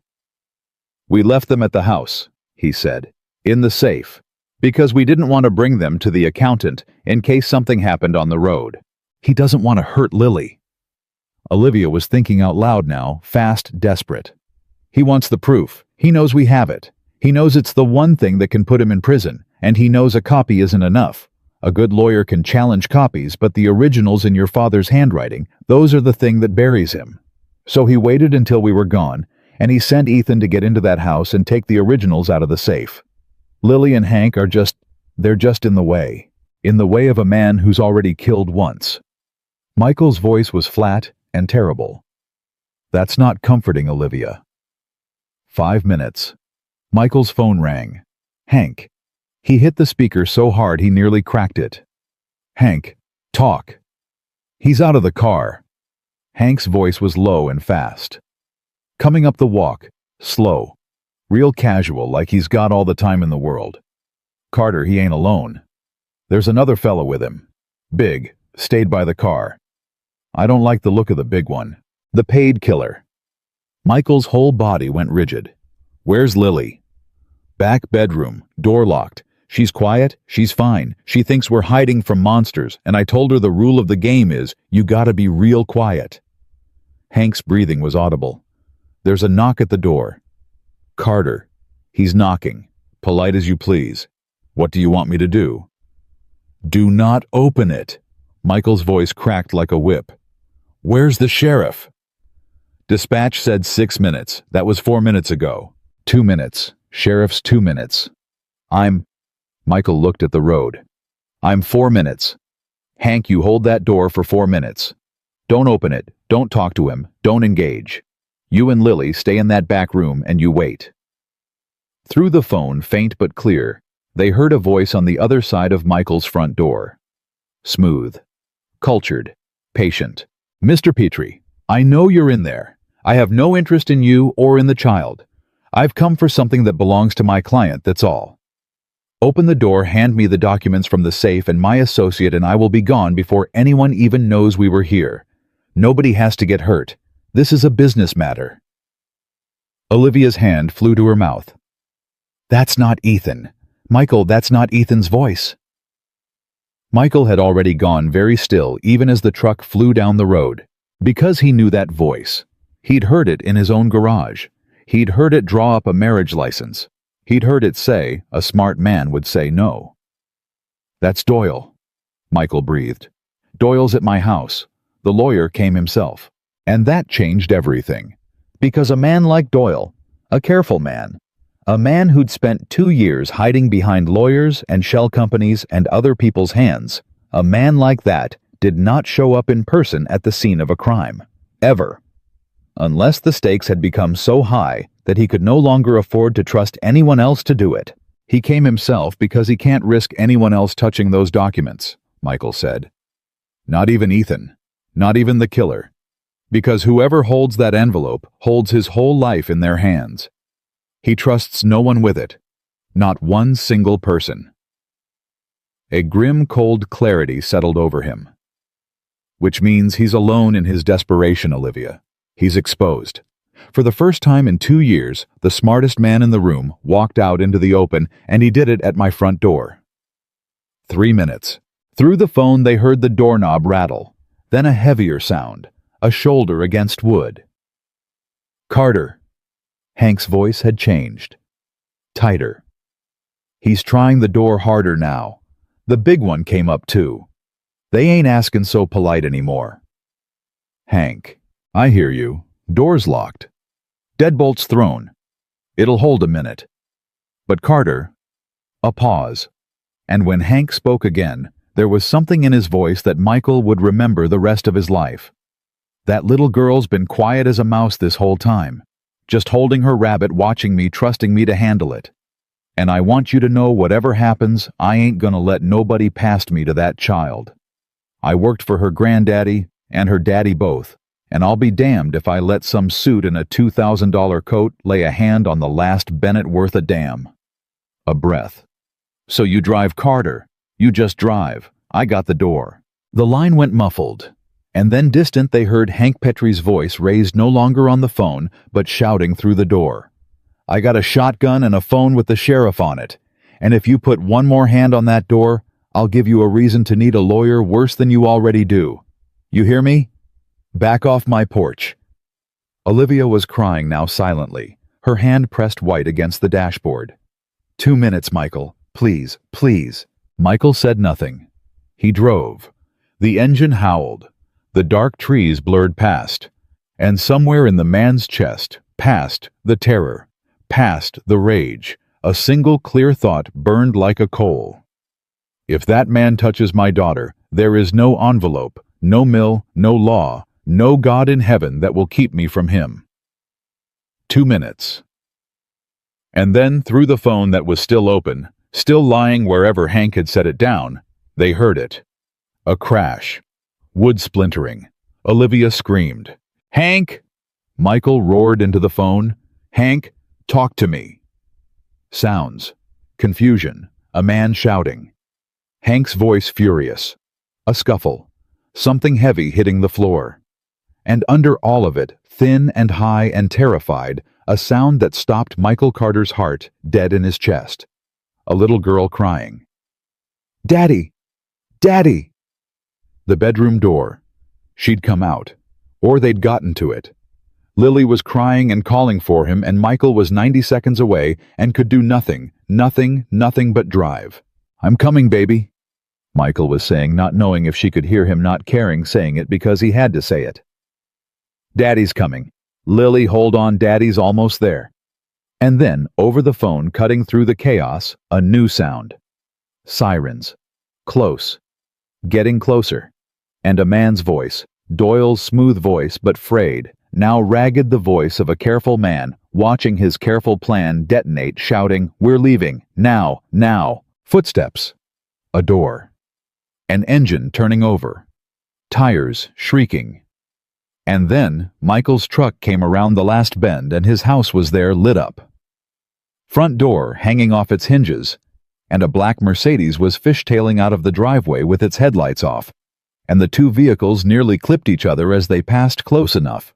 that for one frozen half-second, Michael Carter looked through his own windshield directly into the eyes of Raymond Doyle, and Doyle looked back. And in that instant, both men understood everything. Doyle understood that he'd been seen identified, caught in the act at the scene of a home invasion. And Michael understood that the smooth patient 2 years in the planning lawyer had finally fatally overreached. Then the Mercedes was gone, screaming off into the dark, and a sheriff's cruiser was skidding into the driveway behind Michael. And Michael was out of the truck before it stopped running for the shattered door, screaming his daughter's name. Lily. Daddy. She came flying out of the wreckage of the front door barefoot in her pajamas, her stuffed rabbit clutched in one fist, and Michael caught her out of the air and crushed her against him and dropped to his knees in his own front yard and just held her. Held her. Held her. "I got you," he was saying over and over into her hair. "I got you, baby. I got you, you're safe. Daddy's got you." "There were bad men," Lily sobbed into his neck. "They broke the door and Mr. Hank yelled at them, and one of them pushed him down, and I came out because I heard him fall, and I was scared. And then the sirens came, and they ran away. You're safe now. It's over. You're safe." Olivia was there too, on her knees beside them, her arms around both of them, and Lily reached out one small hand and grabbed a fistful of Olivia's shirt and held on like she was drowning, and the three of them knelt there, in the ruined doorway, holding each other while the sheriff's lights turned the whole yard red and blue. And then Michael remembered. "Hank." He pulled back. "Where's Hank?" He found the old man just inside the door, sitting against the wall. One hand pressed to the side of his head, blood running down through his gray hair. The shotgun lay across his lap unfired. When he saw Michael, he grinned gap-toothed and grim. "Told you I'd hold the door," Hank said. Then he winced. "Held it about as good as a 63-year-old man holds anything. Big fella clocked me good. But he didn't get past me, Carter. Look at me. I'm sitting in the doorway. He did not get past me." Michael grabbed the old man's shoulder, and his voice broke completely. "You held the door, Hank. You held the door." "Damn right I did." Hank's eyes found Lily still clinging to Michael. "She okay?" "She's okay, because of you." "Then it was a good night." Hank leaned his bloody head back against the wall and closed his eyes. "Now, somebody call me an ambulance, 'cause I believe I'm about to pass clean out, and I'd rather not do it on your nice floor." 1 hour later, the house was full of deputies. Lily, checked over by paramedics and pronounced perfectly fine, had finally cried herself to sleep in Olivia's lap on the couch, one hand still fisted in Olivia's shirt, even in sleep. Hank was at the hospital getting stitches, cussing out the nurses, alive and furious and fine. And Michael stood in his own broken doorway giving his statement to the sheriff, a solid man named Torres, who'd known Michael for a decade. "So let me make sure I've got this," Torres said. "You're telling me Raymond Doyle, the estate attorney, the guy handles half the wills in this county, broke into your house tonight to steal documents out of your safe?" "I'm telling you Raymond Doyle and a hired man broke down my door with my daughter inside," Michael said. "And I'm telling you the documents in that safe prove he and Ethan Bennett stole $1.5 million from Walter Bennett and paid to have Walter killed when he found out." Michael looked at Torres levelly. "And I'm telling you, I looked him in the eye through my windshield as he fled the scene. So you don't have to take my word for any of it. You've got a home invasion, a witness who's a retired mill foreman with a head wound, a child who saw the whole thing, and a lawyer whose fingerprints are all over a door he had no business touching." Torres was quiet a moment, chewing on it. "That's a hell of an accusation, Michael, against a hell of a lot of powerful people. You've known me 10 years, Ray. You ever known me to say a word I couldn't back up?" Torres looked at the shattered door. He looked at the little girl asleep on the couch. He looked back at Michael. "No," he said slowly. "No, I never have." He took out his radio. "Where are these documents?" "Safe. In the bedroom. And Ray, there's more. A lot more. An accountant 2 counties over has copies of everything, and a forensic breakdown, and account numbers, and a payment record to the man who killed Walter." Michael's jaw tightened. "But you need to move tonight. Right now. Because Doyle knows he's finished, and a man like that has money and a passport and a plane ticket, and if you wait until morning, he'll be in a country that doesn't send people back. Torres keyed his radio and started giving orders, and Michael allowed himself for the first time in hours to breathe. But Olivia was watching him from the couch, Lily asleep against her, and her face was troubled. Michael crossed to her and knelt down. "What is it? Something doesn't fit." Olivia kept her voice low so as not to wake Lily. "Doyle came himself. You said it yourself. A careful man never does that. He's spent 2 years never touching anything with his own hands. Why would he suddenly show up in person tonight, take that risk for documents he had to know we'd copied?" She shook her head. "He's too smart for this, Michael. Coming here, breaking a door, getting seen, this is a panicked man's move, and Doyle isn't a panicked man. So what panicked him? What happened tonight that was so bad, it made the careful man do the reckless thing?" Michael frowned. "We went to the accountant. We found his name on the shell company, but he wouldn't know that unless—" He stopped. And the two of them looked at each other, and the same terrible thought arrived in both their minds at the same instant. "The accountant," Olivia whispered. "The one man tonight who knew we'd found Doyle's name. The one man who could have made the phone call that sent Doyle into a panic. He called me," Michael said slowly. "Tonight, out of the blue, said he'd found something and I needed to come see it in person that night urgently, 2 hours away." His voice went cold.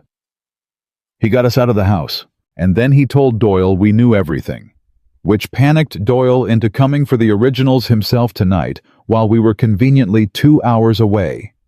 Olivia's eyes were wide. "Michael, your accountant, your friend from the service. He's the last piece. He's Doyle's man. He's been Doyle's man the whole time. That's how Doyle always stayed one step ahead. Not Diane, not just the lawyer's access. Your own friend, the one person you brought in that you thought you could trust completely." Michael stood up very slowly. "Because it was worse than that. It was so much worse than that." Olivia hadn't finished the thought, but Michael had, and it landed on him like the roof coming down. "Olivia," he said, and his voice was strange. "The accountant has the copies. All of them. Every copy we made of your father's proof. We gave them to him tonight. We drove 2 hours, and we handed the one man who works for Doyle every single copy of the evidence that could put Doyle in prison." He turned toward the door toward Torres. "And the originals are in a safe that Doyle just tried to break into and failed." Olivia's face went white. "Which means right now," she breathed, "the only proof left in the entire world that Doyle didn't already get his hands on tonight is in that safe," Michael finished. "In this house, the house Doyle already knows how to find. The house he'll come back to the second he realizes the copies his accountant handed him aren't enough that a good lawyer can challenge copies, but not originals in a dead man's hand."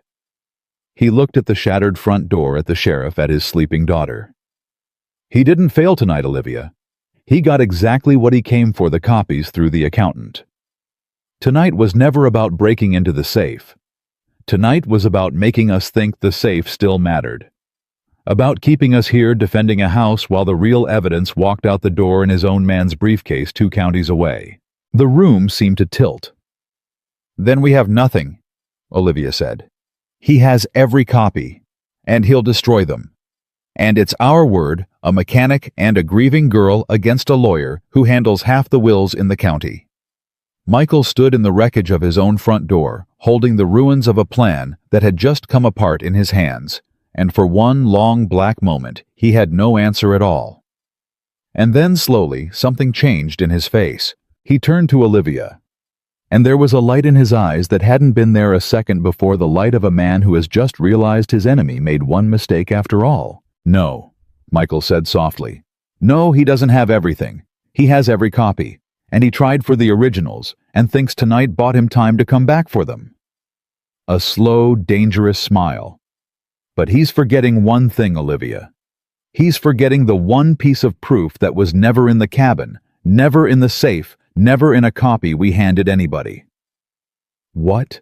Michael crouched back down beside the couch beside his sleeping daughter, and he brushed a strand of hair off her face with a hand that had finally completely stopped shaking. "He forgot that he came here himself," Michael said. "The careful man who never touches anything. Tonight he broke down a door with his own 2 hands in front of a retired foreman in front of a 9-year-old girl, and he fled a crime scene where a sheriff's deputy took his fingerprints off my doorframe.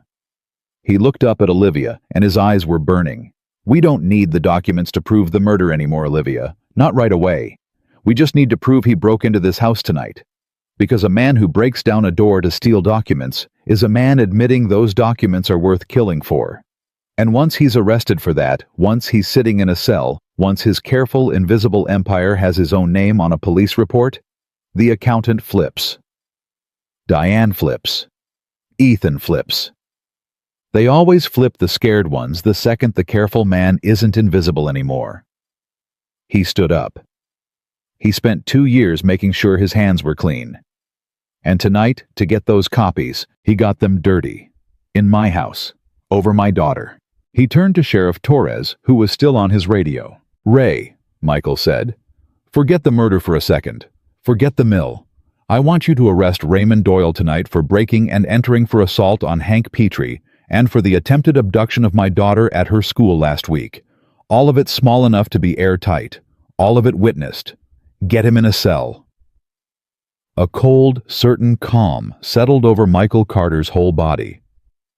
And then we let him sit there while every single person he ever paid to stay quiet realizes the smartest man in the county just got himself caught red-handed by a mechanic and a 9-year-old, and we watch how fast the rats run when the ship's actually sinking. Sheriff Torres looked at Michael for a long moment. Then slowly, a grim smile spread across his weathered face. "You know," Torres said, keying his radio, "I always did wonder what it'd take to finally crack that man." He raised the radio to his mouth. "It never once occurred to me it'd be you." And as the sheriff called in the order, and the deputies moved, and the red and blue lights washed across the walls of the little farmhouse where a father had almost lost everything, Olivia Bennett looked at the man she had married as a stranger, the quiet mechanic who had turned out when everything he loved was on the line to be the most dangerous man in the valley, and understood finally and completely why her father had chosen him.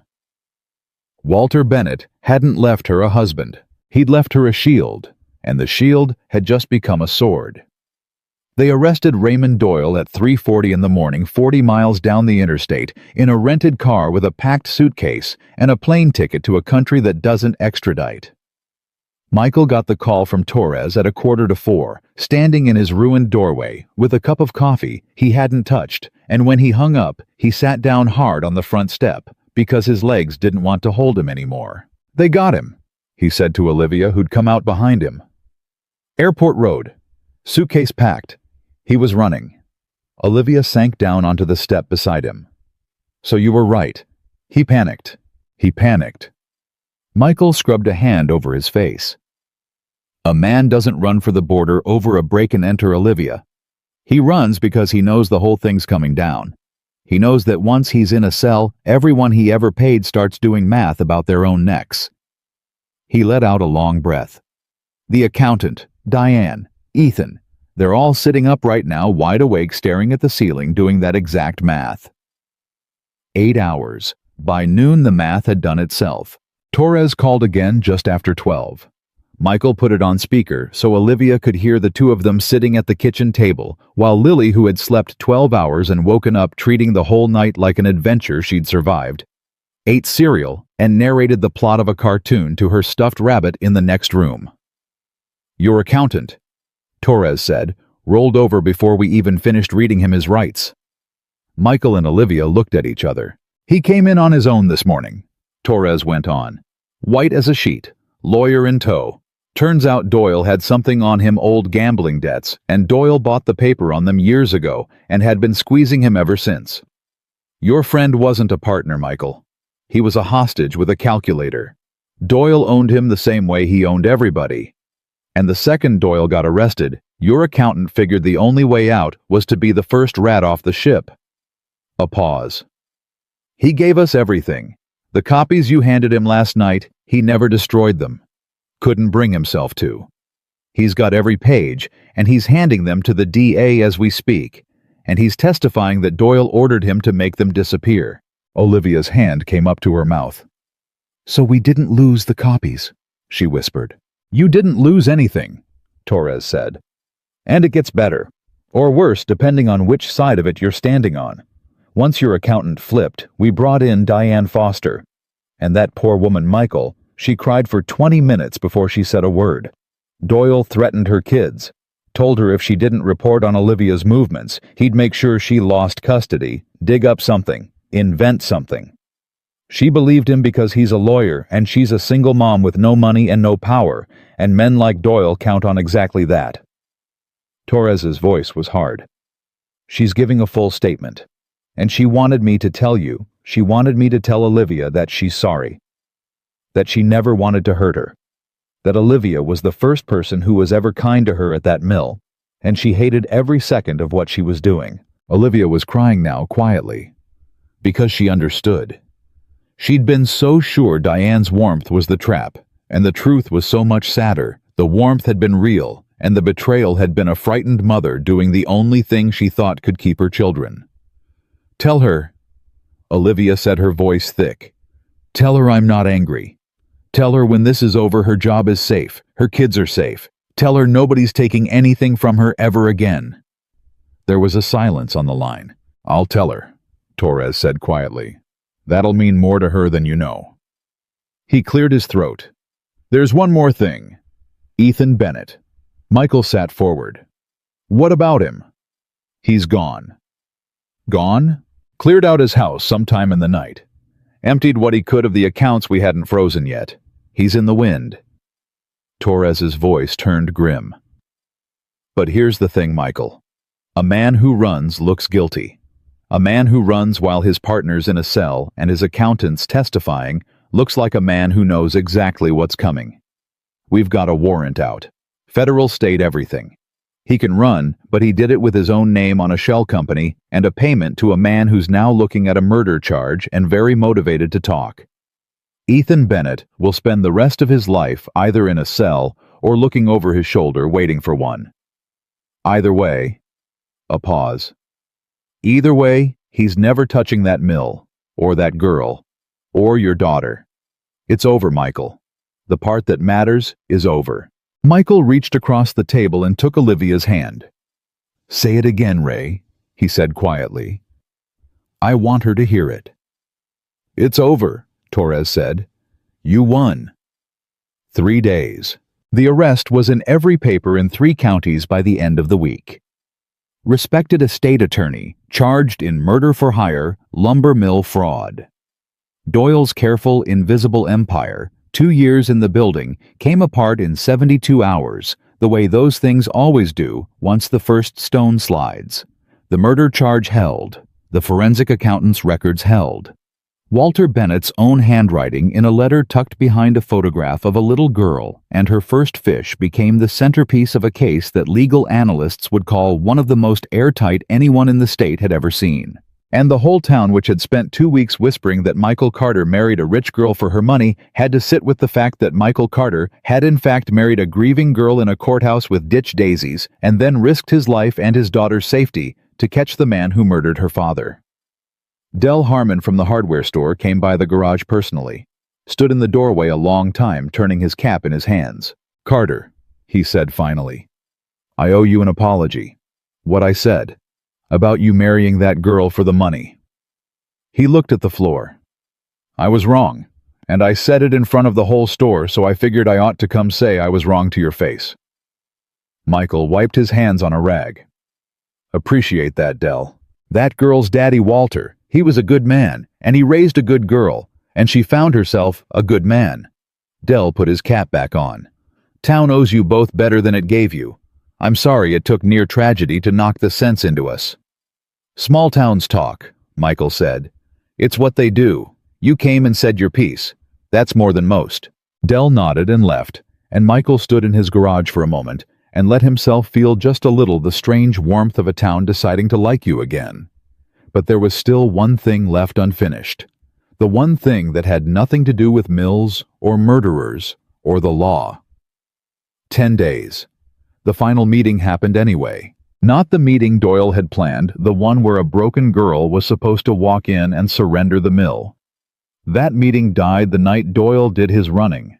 This was a different meeting.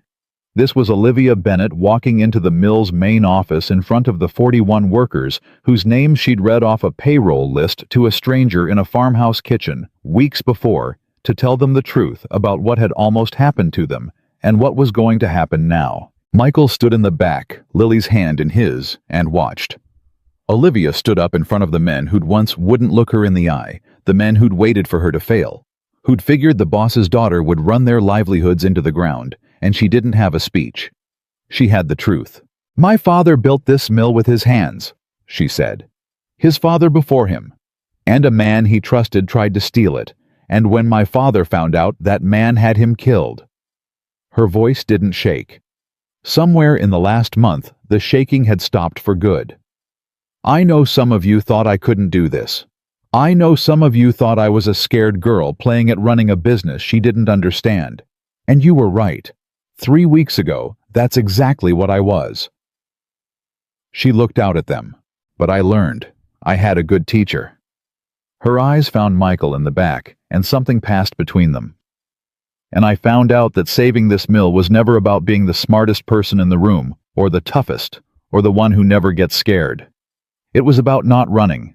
It was about standing in the doorway when the bad men come and not letting them past. My father knew that. Hank Petrie knew that." She nodded toward the old foreman, who was standing near the front, with a bandage still wrapped around his gray head, scowling with pride. "And now I know it too." She squared her shoulders. "So, here's what's going to happen. Nobody loses their job. Nobody loses their house. The loan Ethan used to try to strangle this place is void. It was fraud from the start, and the bank's already confirmed it. This mill is going to keep running for as long as there's timber in this valley, and people who need work. Marcus Webb, you're getting the raise my father meant to give you 2 years ago before Ethan buried the paperwork. Diane Foster's coming back to the front office, and I don't want to hear one word about it from anybody, because that woman had a gun to her children's heads the whole time, and she still couldn't bring herself to destroy the evidence that saved us. Hank." Her voice caught. "Hank, you held the door. You're not the foreman anymore. You're the general manager, and you're getting paid like one, and you're going to sit in an office and boss people around and stay the hell away from anything heavier than a coffee cup, because this town nearly lost you, and I won't have it." Hank tried to scowl. He failed. He wiped his eyes with the back of one gnarled hand and muttered something about dust. And then the men. The 41 men who doubted her stood up. All of them. And they applauded. And some of them were crying. Hard-handed timbermen crying in a mill office because they'd all just come within a hair's breadth of losing everything and hadn't even known it. And the girl they'd written off had been the one standing between them and the cliff the whole time. Lily tugged Michael's hand. "Dad, why's everybody crying if they're happy?"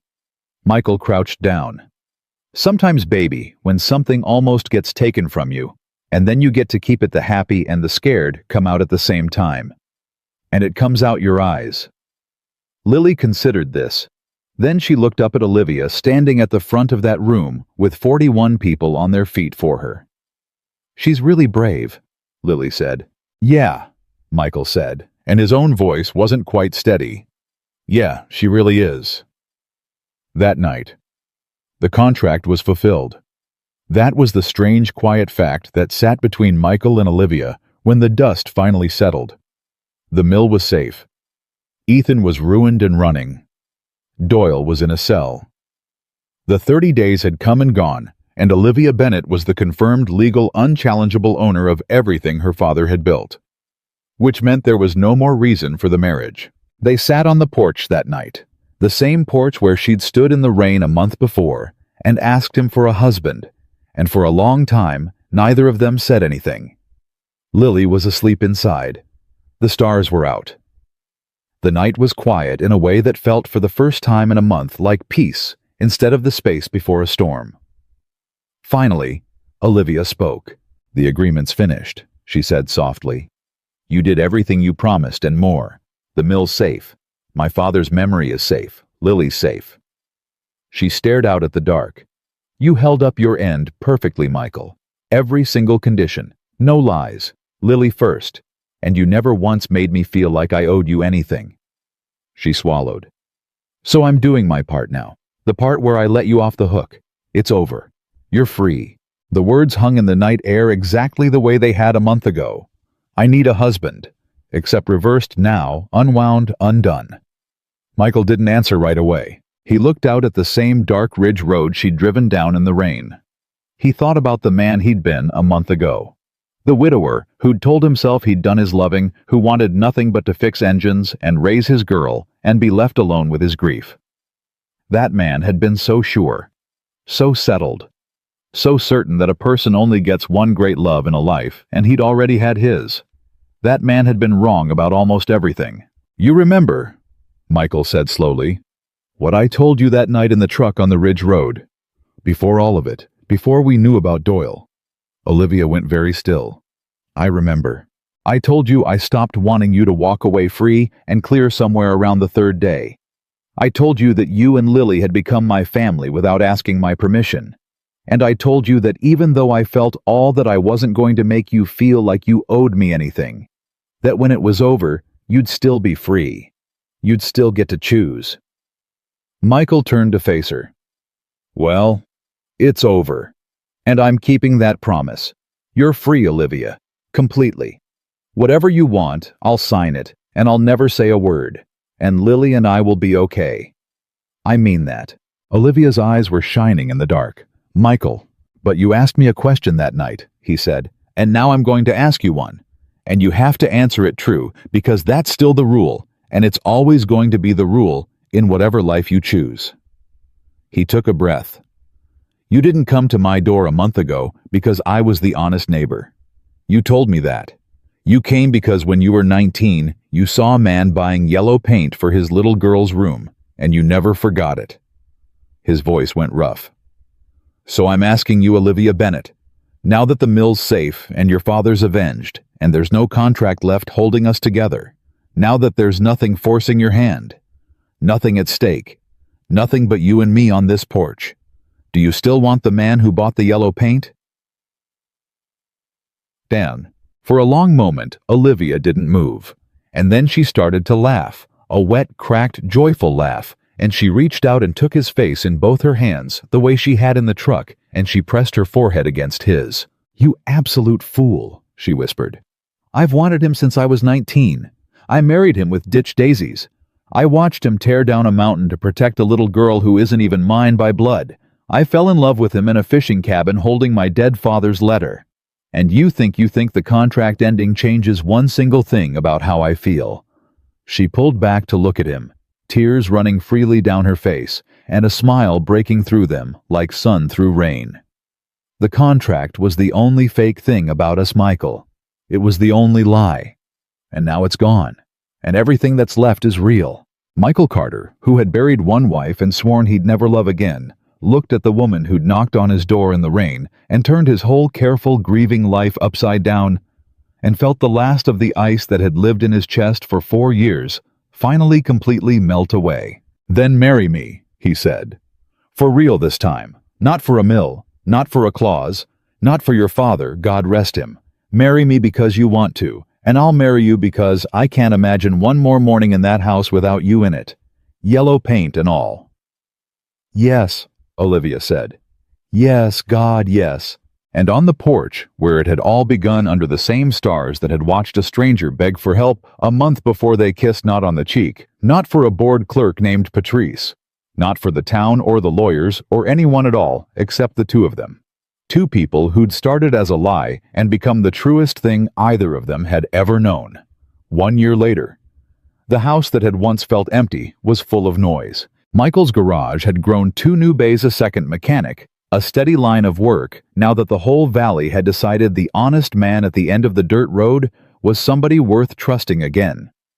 Olivia ran the mill with a spine of steel and a heart wide open, and the 41 families who'd once doubted her would have walked through fire for her now.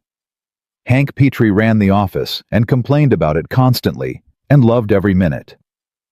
Diane Foster's kids came to Lily's birthday party, and Ethan Bennett was arrested in a motel in Arizona 8 months after he ran, and Raymond Doyle was convicted on all counts, and the two men who'd tried to steal a family's whole life would spend the rest of their days paying for it. But none of that was the thing that had changed the most. The thing that had changed the most was the sound of the house. It had laughter in it now. It had a 9-year-old Ten now who cooked breakfast with a woman she'd once feared would try to replace her mother, and who had learned instead that a heart doesn't run out of room, it just makes more. Olivia had never once tried to be Sarah. She'd never tried to erase the photographs or the memory or the space Lily's mother would always hold.